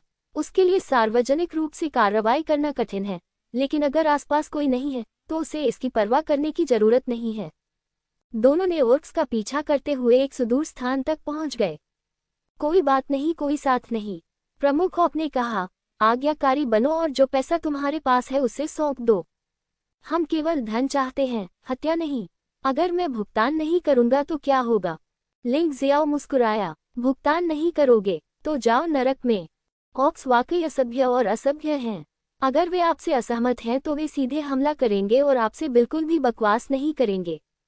हालांकि अगले ही पल ये लिंग जियो नहीं था जो चिल्लाया, बल्कि वे ओर्क्स थे। बस एक पल के लिए सभी पांचों ओर्क्स जमीन पर गिर पड़े। ये पांचों लोग दिव्य शरीर क्षेत्र के 8वें स्तर पर बस ओर्क्स हैं। यदि वे लिंग जियो को लूटने का साहस करते हैं तो वे दुर्भाग्य के पात्र होंगे। अपनी जान बख्श दो, अपनी जान बख्श दो। हम अज्ञानी हैं, इसलिए कृपया हमें मत मारो। यद्यपि ओर्क्स शक्तिशाली होते हैं, फिर भी वे सबसे अधिक शक्तिशाली लोगों से डरते हैं। यह महसूस करने के बाद कि लिंग जियो कितना शक्तिशाली था, वे जल्दी से घुटने टेककर दया की भीख मांगने लगे। चिंता मत करो, मैं तुम्हें नहीं मारूंगा, लेकिन तुम्हें मुझे शहर से बाहर निकलने में मदद करनी होगी। लिंग जियाओ को पता था कि शहर छोड़ना परेशानी भरा होगा, लेकिन ये स्थानीय सांप निश्चित रूप से एक अलग तरीका जानते हैं। चिंता मत करो, ये हमारी जिम्मेदारी है। जब तक तुम हमें नहीं मारोगे, हम जो चाहो कर सकते हैं। कई ओर्क्स जल्दी से कहा। फिर तुम क्यों नहीं छोड़ देती? लिंग जियो ने ठंडे स्वर में कहा, यदि आपने चाले चलने की हिम्मत की तो मैं गारंटी देता हूं कि मेरे साथ कुछ होने से पहले आप में से कोई भी जीवित नहीं बचेगा। तुम्हारी हिम्मत कैसे हुई? कई ओर्क योद्धा लिंग जियाओ को ऐसी जगह ले गए जिसके बारे में लगभग कोई नहीं जानता था। यह एक सीव है। सीव के माध्यम से आप बिना गेट से गुजरे सीधे शहर से बाहर जा सकते हैं। ये रास्ता केवल स्थानीय सांप ही जानते हैं। जिस तरह से आगे, स्वाभाविक रूप से लिंग जियाओ उन पर पूरी तरह से विश्वास नहीं करेगा। क्या होगा अगर यह एक जाल था? तो पांचों ओर्क आगे आगे चले और वह और यू फेंगहुआ पीछे पीछे चले। वे पूरा रास्ता चलते रहे। करीब 1 घंटे बाद वे जानवरों के शहर से निकलकर एक नदी के पास पहुंचे। शहर के बाहर नदी के किनारे लिंग जियो ने अचानक खुद को घिरा हुआ पाया। नेतृत्व करने वाले 5 ओर्क योद्धा भी आज्ञाकारी भीड़ से गुर्राने वाले कुत्तों में बदल गए। बेटा, क्या तुम नहीं जानते, ये हमारा घर है। चाहे आप कितने भी शक्तिशाली क्यों न हो, आप फिर भी हम में से सैकड़ों लोगों के प्रतिद्वंद्वी हो सकते हैं। उन्होंने लिंग जियो को देखा और चिल्लाए। लिंग जियाओ ने आह भरते हुए कहा, मैं तुम्हारी जान बख्शना चाहता था, लेकिन तुम्हें मृत्यु की तलाश करनी होगी। मैंने तुम्हें आगे बढ़ने दिया, लेकिन तुम मुझे मारना चाहते हो। बस इतना ही, तुम्हारे जैसे लोगों ने कई योद्धाओं को नुकसान पहुंचाया है। भले ही उसे मार दिया जाए, वह कभी अन्याय नहीं करेगा। हाँ हाँ हाँ हाँ, वह बच्चा क्या कह रहा है? हमें मार डालेगा। वह सोचता है कि हम 3 साल के बच्चे हैं, इसलिए हमें मारना आसान है। आसपास के पशु योद्धा खिलखिलाकर हंस पड़े। हालांकि अगले ही पल उन्होंने हंसना बंद कर दिया। लिंग जियाओ आगे बढ़ गया। किसी भी मार्शल आर्ट का प्रयोग नहीं किया गया, केवल अपने मजबूत शरीर से लड़ो। आखिरकार, हालांकि उनमें से बहुत सारे हैं, सबसे शक्तिशाली केवल युवान आत्मा क्षेत्र के 10वें स्तर पर हैं और अभी तक क्लेश को पार नहीं कर पाए हैं। लिंग जियो ने उन योद्धाओं पर भी ध्यान नहीं दिया जो आत्मा क्षेत्र के पहले स्तर पर थे, उनकी तो बात ही छोड़िए। केवल एक छवि ही अतीत में चमकती रही। सैकड़ों योद्धा चीखने से पहले ही जमीन पर गिर पड़े। इन बदमाशों ने कभी नहीं सोचा होगा कि यह उनके जीवन की आखिरी डकैती होगी। निस्संदेह, यदि आप रात में बहुत अधिक चलेंगे तो कुछ न कुछ अवश्य होगा। चाहे आप कितना भी बुरा काम करें, प्रतिशोध का दिन अवश्य आएगा। ये तो देर सवेर ही होगा। घटनास्थल को संभालने के बाद लिंग जियो यू फिगुआ को घटनास्थल से दूर एक अपेक्षाकृत सुरक्षित स्थान पर ले गया। यू फिगुआ सतर्कता के लिए जिम्मेदार था, जबकि लिंग जियो ने जियो जिन और लॉन्ग चेन से संपर्क करना शुरू कर दिया। उन्हें अपनी स्थिति के बारे में बताने के अलावा उन्हें उनका सटीक स्थान भी जानना होगा। पशु राजवंश की स्थिति मूलतः ईश्वर के मानव साम्राज्य और आत्मा साम्राज्य से भिन्न नहीं है, लेकिन क्योंकि यह क्षेत्रफल में सबसे बड़ा है, ये लगभग आत्मा साम्राज्य और मानव देव साम्राज्य के संयुक्त आकार जितना ही बड़ा है। इससे पशु राजवंश में आदिम जंगल के बड़े क्षेत्रों का अस्तित्व भी स्थापित हुआ। जंगल में कदम रखते ही आप हर जगह जंगली जानवरों और राक्षसों की दहाड़ सुन सकते हैं। जो लोग डरपोक होते हैं वे अकेले सड़क पर जाने का साहस नहीं कर पाते। आप दोनों कैसे हैं? लिंग जियो ने जियो जिन और लॉन्ग चेन से संपर्क किया। दोनों व्यक्तियों की छायाएं उसके आत्मसागर में पड़ गईं और सामान्य स्थिति देखी जा सकती थी। फिलहाल कोई खतरा नहीं है, लेकिन जानवर राजवंश को छोड़ना थोड़ा परेशानी भरा है। बीस्ट डायनेस्टी ने हम दोनों को देशव्यापी शिकार पर लगा दिया है और राक्षसी ओएसिस का रास्ता पूरी तरह से अवरुद्ध कर दिया है। अब हम पहाड़ों में छिपे हुए हैं, जो बहुत अच्छी बात है। बात बस इतनी है कि अगर तुम आना चाहते हो भाई, मुझे डर है कि तुम्हें जानवर योद्धाओं द्वारा कड़ी पूछताछ का सामना करना पड़ेगा। लॉन्ग चेन ने जवाब दिया, यह कोई समस्या नहीं है, बस वहीं रहो और अभ्यास करो और फिलहाल अपनी स्थिति मत बदलो। मैं जानवर वंश में आ गया हूँ। हालांकि इस दौरान मैंने बहुत कुछ अनुभव किया है, लेकिन न केवल मैंने कुछ भी नहीं खोया है, बल्कि मैं पहले से ज्यादा मजबूत हो गया हूँ। इससे आपको बेहतर मदद मिलेगी। लिंग जियाओ ने कहा, हमें केवल आपको, बॉस को, परेशानी में डालने की चिंता है। जियो जिन ने उदास चेहरे के साथ कहा, ये सब हमारी गलती है। अगर हम मजबूत होते तो हमें इतनी चिंता नहीं करनी पड़ती, बॉस। बकवास। इस दुनिया में कोई भी अजेय व्यक्ति नहीं है। हर किसी को कभी न कभी मदद की जरूरत होती है। इस दुनिया में कोई भी अकेला जीवित नहीं रह सकता। हम भाई आज जहाँ हैं वहाँ तक पहुँचने के लिए एक दूसरे का सहयोग करते हैं। मैं इस बार तुम्हारी मदद करूंगा और तुम अगली बार मेरी मदद करोगे, चाहे परिणाम कुछ भी हो। लिंग जियो ने जियो जिन को बीच में टोकते हुए कहा, बकवास सोचना बंद करो और अपनी साधना को सुधारने के लिए समय का सदुपयोग करो। ऐसा सिर्फ इसलिए होता है कि इस अवधि के दौरान आप अपनी जान बचाने के लिए भागते रहे हैं और आपके पास अपनी साधना को ठोस रूप से मजबूत करने का समय नहीं है। ठीक है, चलो तुम्हारी बात सुनते हैं, भाई। दोनों ने सिर हिलाया। उन्हें हमेशा लिंग जियो पर पूर्ण भरोसा था। यद्यपि यह भरोसा थोड़ा बहुत अंधा भी है, लेकिन उन्हें नहीं लगता कि इसमें कुछ भी गलत है। कॉल रोकने के बाद लिंग जियो ने यू फिगुआ को देखा और कहा, चलो चलें। उसने यू फिगुआ का हाथ पकड़ लिया और साथ साथ आगे चल दिया। फंगहुआ, इस दौरान तुमने बहुत कष्ट झेले हैं। तुम मेरे साथ इधर उधर भागते रहे हो और पिछले कुछ दिनों से तुम्हारा जीवन स्थिर नहीं रहा है। लिंग जियाओ ने आह भरी। जियो, तुमने अभी कहा था कि तुम्हें एक दूसरे का समर्थन करना चाहिए, लेकिन अब तुम्हें अचानक अपने लिए दुख क्यों हो रहा है? यू फिगुआ ने मुस्कुराते हुए कहा, तुम्हें मेरी परवाह है और मुझे तुम्हारी परवाह है। जब तक हम एक साथ दुनिया भर में यात्रा करते रहेंगे, मेरे लिए यही सबसे खुशी की बात होगी। अगर ये थोड़ा कठिन है तो इसमें डरने की क्या बात है? इसके अलावा मेरे लिए ये सब कठिन काम नहीं है। साहसिक कार्य भी अज्ञात और रहस्यमय आनंद से भरा होता है। विशेषकर उस व्यक्ति के साथ रहो जिससे तुम प्रेम करते हो और उसे कभी मत छोड़ो। मैं गलत था। लिंग जियो मुस्कुराया। हाँ, जिससे आप प्यार करते हैं उसके साथ जोखिम उठाना, ये कठिन कैसे हो सकता है? यदि आकाश को रजाई की तरह और जमीन को बिस्तर की तरह इस्तेमाल किया जाए तो भी यह एक प्रकार का आनंद ही है। दोनों ने गति बढ़ा दी। कम आबादी वाला स्थान चुनने का प्रयास करें। ताइची आंखों के साथ लिंग जियो के लिए उन राक्षसों से बचना आसान था। अब उसका एकमात्र उद्देश्य जियो जिन और लॉन्ग चेन के साथ फिर से मिलना है। एक निश्चित समय पर वे एक बड़े पहाड़ के पास पहुंचे। ये पर्वत इतना बड़ा है कि अगर आप इसके चारों ओर घूमना चाहें तो मुझे नहीं पता कि इसमें कितना समय लगेगा। ऐसा लगता है कि एकमात्र रास्ता ऊपर चढ़ना है, जिससे कम से कम आधा समय बच सकता है। लिंग जियो ने अपने सामने पहाड़ों को देखा और कहा, सहमत होना? यू फिगुआ ने सिर हिलाया। ये संभवतः सबसे अच्छा विचार है। उन्होंने पहले भी जियोजिन और लॉन्ग चेन से संपर्क किया था और ऐसा लग रहा था कि कुछ जानवर योद्धाओं ने उनके निशान खोज लिए थे। जो स्थान कभी सुरक्षित था वो पुनः खतरनाक हो गया है। प्रशिक्षु, मैंने इस पर्वत के बारे में सुना है। युआन सुन, जो अब तक चुप रहा है, हमेशा तब जागता है जब उसे इसकी सबसे अधिक आवश्यकता होती है। मास्टर जी, क्या आप पहले भी यहाँ आए हैं? लिंग जियाओ ने पूछा। खैर, मैं यहाँ पहले भी आ चुका हूँ। इस पर्वत को दानव विजय पर्वत कहा जाता है और सबसे ऊंची चोटी को शैतान विजय शिखर कहा जाता है। किंवदंती के अनुसार एक शक्तिशाली राक्षस साधक को यहाँ दबा दिया गया था, इसलिए ये पहाड़ बहुत खतरनाक है। इस पर आसानी से न चढ़ना ही बेहतर है। युआन जुन ने कहा। दानव पर्वत पर विजय, फंसा दानव शिखर। लिंग जियाओ की आंखें उत्साह से चमक उठी। यह आदमी हमेशा उन स्थानों की तलाश में रहता है जिन्हें दूसरे लोग खतरनाक समझते हैं। बस इतना ही, यह आपका नैतिक चरित्र है। आप अपना निर्णय स्वयं ले सकते हैं। मैं आपको बस याद दिला रहा हूँ। ये कहने के बाद युआन सुन फिर चुप हो गया। लिंग जियो ने यू फेगुआ को देखा और कहा, फेगुआ, कृपया कियानकुन क्षेत्र में जाओ। तुम्हें यहाँ किसी भी जानवर योद्धा से नहीं मिलना चाहिए।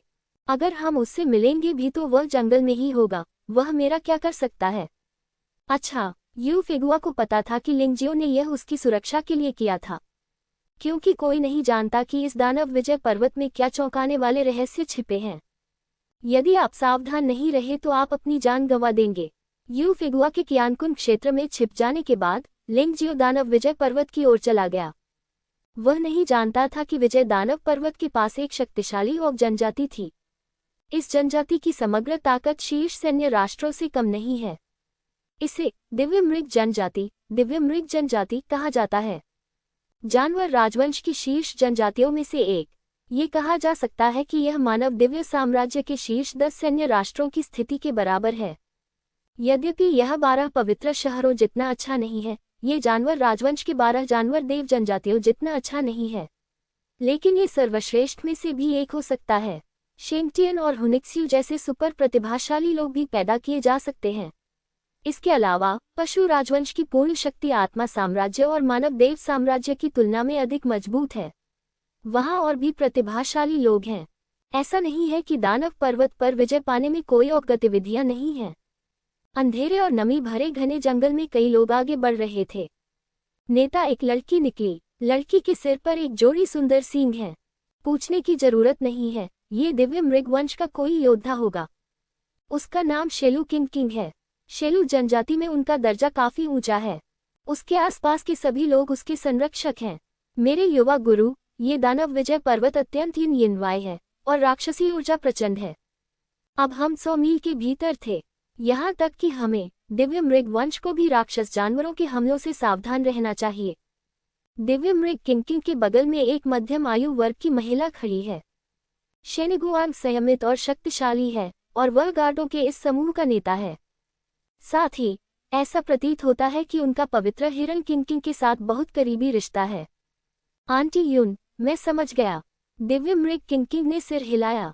वास्तव में उसकी साधना के स्तर को देखते हुए यहाँ आना वाकई खतरनाक था, इसलिए डरना असंभव नहीं है। लेकिन एक चीज थी जो उसे हासिल करनी थी। हाल ही में कबीले में एक अजीब बीमारी फैल गई है। एक युवा स्वामी के रूप में वह अपने पिता की चिंताओं का ख्याल रखना चाहती थी, इसलिए उसने उन्हें राक्षसी पर्वत पर आने के लिए आमंत्रित करने की पहल की। यू जिन काओ नामक दवा की तलाश करें। यू जिन काओ के बारे में अफवाह है कि यह एक ऐसा पौधा है जिसका अध्ययन प्राचीन काल में एक महान अमर ने किया था। ये बहुत ही कम पाया जाता है। हालांकि ऐसा लगता है कि दानव पर्वत पर किसी ने इसे देखा है। इस छोटी सी संभावना के लिए उसे प्रयास करना पड़ा। छोटे मालिक, आपको क्यों शर्मिंदा होना पड़ रहा है? यदि तुम ऐसा नहीं भी करोगे तो भी राजा का तुम्हारे प्रति प्रेम कम नहीं होगा। इसके अलावा यू जिन काओ सिर्फ एक अफवाह है। इसे ढूंढना इतना आसान कैसे हो सकता है? हो सकता है कि अंत में यह पानी की एक टोकरी के अलावा कुछ न बचे। आंटी यून ने आह भरी। छोटे मालिक के लिए सचमुच तरस खा रही थी। इस बिबियन लड़की को पहले कभी इस तरह से तकलीफ नहीं हुई थी। इसके अलावा यदि ज़ैप्योग्रास जैसा खजाना वास्तव में अस्तित्व में होता तो उसे बहुत पहले ही किसी ने चुन लिया होता। अब उनकी बारी कैसे आ सकती है? दिव्य मृग किंग ने भौहें सिकुड़ी। लेकिन अंत में उसने फिर भी अपने पैर उठाए और आगे बढ़ना जारी रखा। वह हार मानने को तैयार नहीं दिखती। ये लड़की यू जिनकाओ के बारे में काफी दृढ़ है। इसी समय एक आकृति वहां से गुजरी। कौन? चाची यू सतर्क हो गईं। सभी रक्षकों में वह सबसे ताकतवर है। घबराओ मत, मैं बस गुजर रहा हूँ। लिंग जियाओ रुक गया और कुछ लोगों को देखने लगा। आप दिव्य फीनिक्स कबीले के योद्धा हैं। जब आंटी यून ने लिंगजियो का रूप देखा तो वह आश्चर्यचकित हुए बिना नहीं रह सकी। वास्तव में दिव्य फीनिक्स वंश के वंशज अभी भी दुनिया में जीवित हैं। अपनी गलती स्वीकार करने पर उसे दोष मत दो। लिंगजियो अब जानवर देवता के रूप में प्रकट हुआ। चुना गया व्यक्ति योशेन का शरीर है, इसलिए उन्हें दिव्य फीनिक्स कबीले के रूप में गलत समझा जाएगा।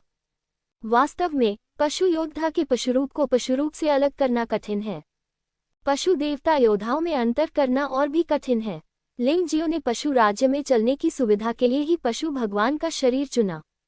लिंगजियो ने न तो स्वीकार किया और न ही इनकार किया, इसलिए उसने सहमति जता दी। उसने समूह की ओर देखा। यह पाया गया कि कई सुरक्षाकर्मियों की आंखों में हत्या का अदृश्य इरादा था। अन्य लोग इसे नहीं देख पाएंगे, लेकिन वह, जिसकी आंखें ताइची वाली हैं, वह इसे नहीं देख पाएगा। बात बस इतनी है कि इन लोगों की हत्या की मंशा उस पर नहीं, बल्कि युवा लड़की शेलू किंगकिंग पर है।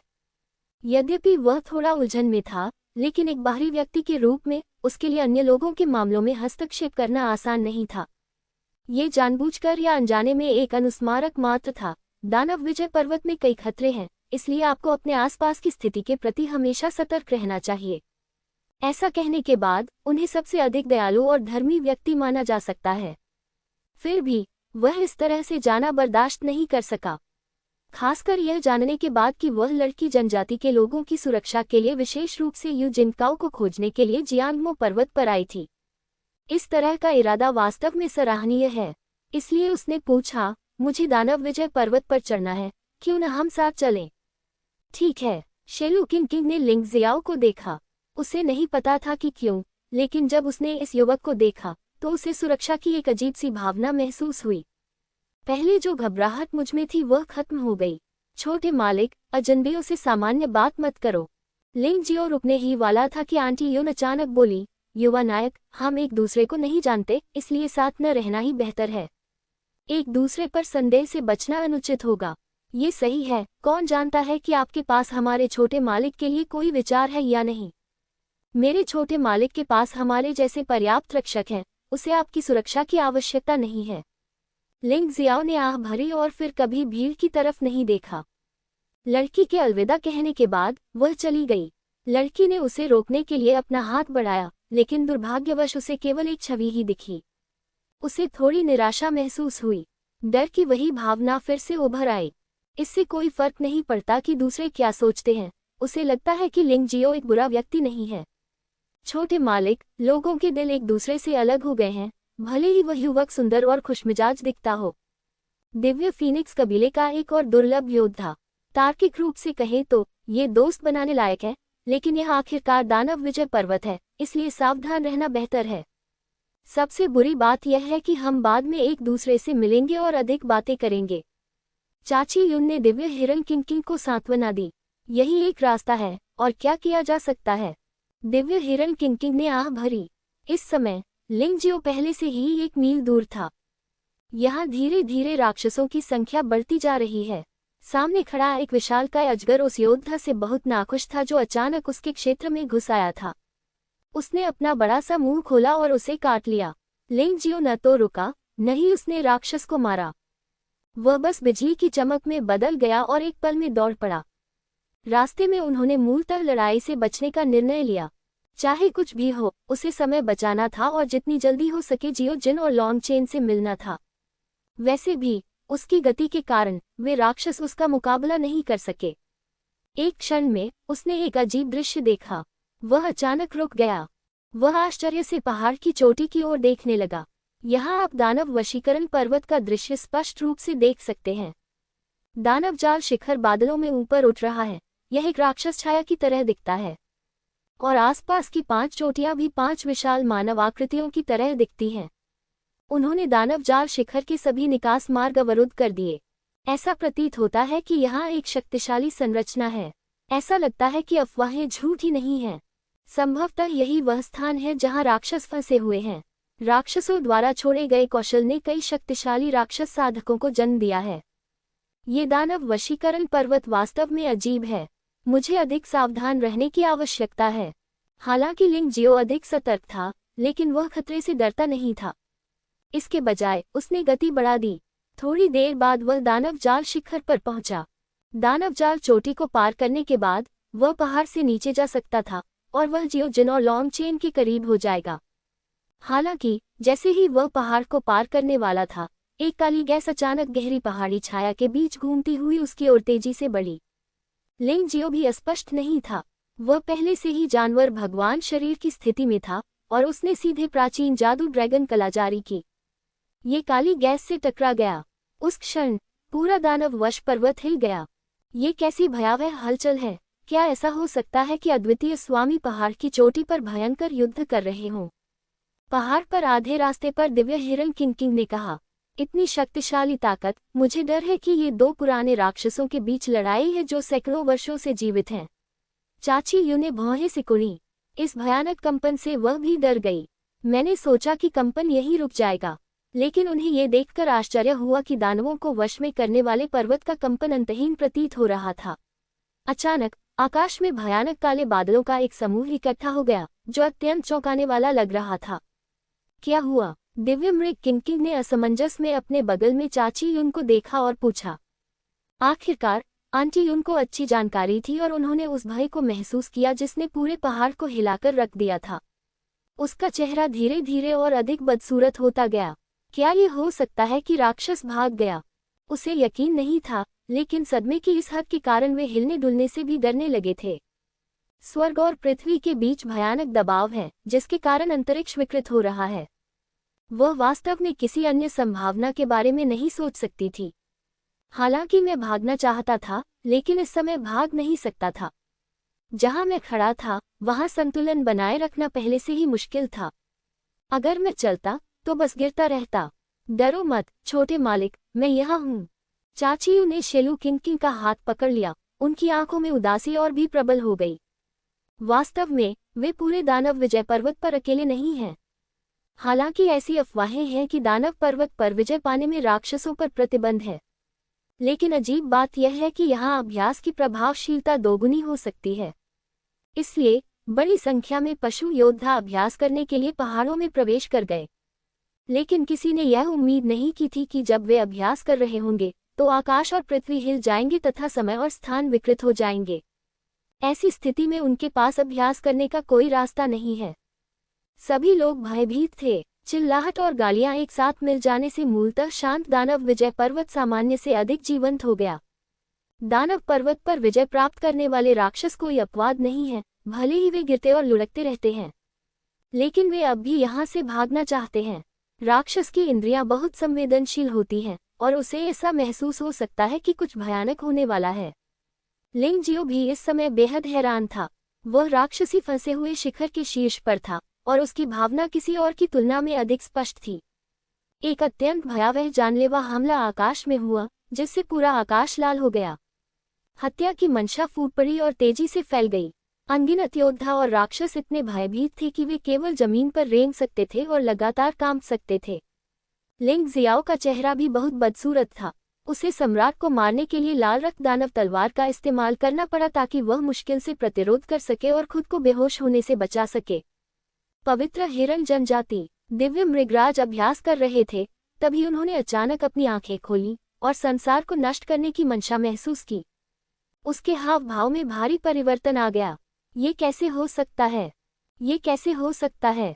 जब वह अपने आप से कुछ बुदबुदा रहा था तो अचानक वह हवा में उछलकर चला गया। आकाश में लटके हुए आप दानव विजय पर्वत को अधिक स्पष्ट रूप से देख सकते हैं। आकाश में धीरे धीरे एक राक्षसी आकृति उभरी। इसने संपूर्ण दानव विजय पर्वत को ढक लिया तथा सैकड़ों मील की दिशा में फैल गया। दिव्य मृगराज तुरंत पीला पड़ गया। अरे, सील कैसे टूट सकती है? ये कौन है? ये किसने किया? अन्य लोग शायद न जानते हों, लेकिन सोचते हैं कि यह अफवाह कि एक राक्षस साधक दानव विजय पर्वत में फंसा हुआ है विश्वसनीय नहीं है। लेकिन दिव्य मृगराज ये बात अच्छी तरह जानते थे। दानव पर्वत पर विजय पाने की अफवाहें सच हैं। उनके शेलू जनजाति के यहाँ आने का कारण विजय दानव पर्वत की गतिविधियों पर नजर रखना है। उस समय पशु राजवंश में एक भयानक राक्षस साधक प्रकट हुआ। जानवर राजवंश के मौजूदा शासन को उल्टने का प्रयास। बाद में जानवर राजवंश के सभी मजबूत लोग प्रकट हुए। अंत में बीस्ट किंग सहित 5 शीर्ष शक्तिशाली लोगों ने मिलकर इसे सील कर दिया। लेकिन उस युद्ध में जानवर राजवंश को बहुत भारी क्षति उठानी पड़ी। 12 पशु देवता जनजातियों के लगभग सभी शीर्ष स्वामी मारे गए। उसी समय से पशु वंश का पतन हो गया। धीरे धीरे ठीक होने में हजारों साल लग गए। बहुत से लोग इसके बारे में नहीं जानते। पशु वंश के शीर्ष अधिकारियों के अतिरिक्त दिव्य मृग जनजाति के शीर्ष अधिकारी भी हैं। उसी समय से शेलू जनजाति यहाँ आकर बस गई और पीढ़ियों तक राक्षसी पर्वत की निगरानी करती रही। जब भी कोई असामान्य गतिविधि का पता चले तो जानवर राजवंश के शीर्ष अधिकारियों को तुरंत सूचित किया जाना चाहिए। महाराज, दिव्य मृगराज के पीछे एक बूढ़ा व्यक्ति प्रकट हुआ और उसने प्रणाम किया। राजवंश के उच्च अधिकारियों से तुरंत संपर्क करें और उनसे यथाशीघ्र अतिरिक्त सेना भेजने के लिए कहें। यदि राक्षस सचमुच पुनर्जीवित हो गया तो मैं नहीं जानता कि इसका प्रभाव कितना भयानक होगा। दिव्य मृगराज ने उपेक्षा करने का साहस नहीं किया और तुरंत आदेश दे दिया। जैसा आपका आदेश हो। बूढ़ा आदमी चला गया और दिव्य मृगराज दानव विजय पर्वत की ओर चल पड़ा। यद्यपि राक्षस साधक मर चुका है, परंतु उसकी हत्या की मंशा अभी भी बनी हुई है और वह पूरी तरह से मरा नहीं है। एक बार रिलीज होने के बाद मैं सचमुच नहीं जानता कि यह क्या भयानक आपदा लाएगा। लेकिन असल में सील कौन तोड़ सकता है? क्या वह भी एक राक्षस साधक है? चाहे जो भी हो, सील तोड़ने वाला व्यक्ति प्रतिभाशाली ही होगा, अन्यथा असीम हत्या की मंशा जागृत नहीं होगी। जब दिव्य मृगराज दानव विजय पर्वत की ओर दौड़े तो दानव विजय पर्वत पर मौजूद योद्धा बड़ी मुश्किल से जमीन से उठ पाए। पूरा जियांगमो पर्वत काला हो गया था। भयावह छाया आकाश में छा गई थी और हर कोई उसे देख सकता था। इस वजह से वे और भी अधिक भयभीत हैं। दिव्य मृग किंग और उनका दल स्वाभाविक रूप से कोई अपवाद नहीं है। उन्होंने पहले कभी ऐसी लड़ाई नहीं देखी थी। क्या ये किसी प्रकार की विश्व समाप्त करने वाली आपदा है? दिव्य मृग किंग ने खुद से कहा। उसने कभी नहीं सोचा था कि यू जिंग काओ की खोज करते समय उसे ऐसी चीज का सामना करना पड़ेगा। ऐसा लग रहा था जैसे मेरी आत्मा कांप रही हो, जैसे किसी भी समय मुझे मार दिया जाएगा।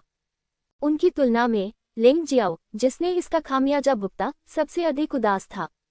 यद्यपि उन्होंने असीम हत्या के इरादे का विरोध किया, लेकिन आकाश में विशाल राक्षसी छाया उसकी ओर देख रही थी। उसकी काली आंखें काले सूरज की तरह थीं। इससे उसके रोंगटे खड़े हो गए। उसने कभी यह नहीं सोचा था कि वह तो काली शक्ति के आक्रमण के विरुद्ध प्राचीन जादुई ड्रैगन ताबीज का प्रयोग कर रहा था। लेकिन इससे बहुत भयानक सदमा लगेगा। क्या हुआ? लिंग जियो ने आकाश में राक्षस छाया को देखा और धीरे धीरे उसके मन में एक अनुमान आया। उन्होंने ये भी देखा कि मूल 6 चोटियां वास्तव में एक ही समय में टूटी थीं। फंसे हुए राक्षस शिखर की जानलेवा आभा आसमान में उड़ रही थी और राक्षसी आभा बनी हुई थी। आसपास की 5 चोटियों में अत्यंत प्रबल लड़ाकू भावना प्रकट हो रही थी, मानो वे उसे पुनः दबा देंगे। ये शक्ति बहुत भयानक है। यहाँ तक कि बर्फ का विशालकाय जानवर भी इतना भयानक नहीं है। ये वास्तव में क्या है? क्या वास्तव में कोई राक्षस साधक यहाँ फंसा हुआ है? ये सोचते ही आकाश में राक्षस छाया उत्तेजित हो गई। अनिच्छा, क्रोध और हत्या की इच्छा को मुक्त किया। दरार, धमाका। अंततः एक निश्चित क्षण पर 6 चोटियां एक ही समय में फट गईं। 6 आकृतियां उभरीं। उनमें से एक को अन्य 5 ने घेर लिया था, जिससे उनकी असीम हत्या की मंशा प्रकट हो रही थी। हे भगवान, ये किंवदंती वास्तव में सच है। लिंग जियाओ भयभीत था। ये दृश्य न केवल लिंग जियो ने देखा, बल्कि पूरे दानव वशीकरण पर्वत में सभी ने देखा। 6 आकृतियां आकाश में लड़ रही थीं। हालांकि यह महज एक भूत था, लेकिन इसका प्रभाव धरती हिला देने वाला था। लिंग जियाओ को लग रहा था कि हालांकि 6 मजबूत आदमी मर चुके थे, लेकिन उनकी ताकत और उनकी इच्छाशक्ति अभी भी जीवित थी। इसी कारण ऐसा भयावह प्रभाव पैदा हुआ। राक्षस छाया अत्यंत शक्तिशाली थी और वास्तव में उसने एक के विरुद्ध 5 राक्षसों का मुकाबला किया, बिना अपनी बढ़त खोए।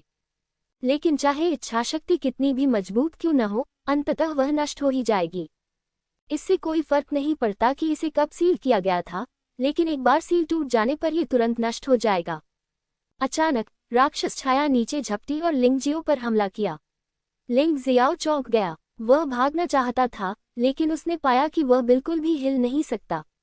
अगले ही क्षण राक्षसी छाया उसके आत्मसागर में प्रवेश कर गई। पांचों आकृतियों ने भी उसका पीछा किया और लिंगजियो के आत्मसागर में लड़ाई की। लिंगजियो इतनी भयानक युद्ध शक्ति का सामना कैसे कर सकता था? वह मौके पर ही बेहोश हो गया। जब लिंगजियो बेहोश हो गया तो दानव पर्वत अचानक शांत हो गया।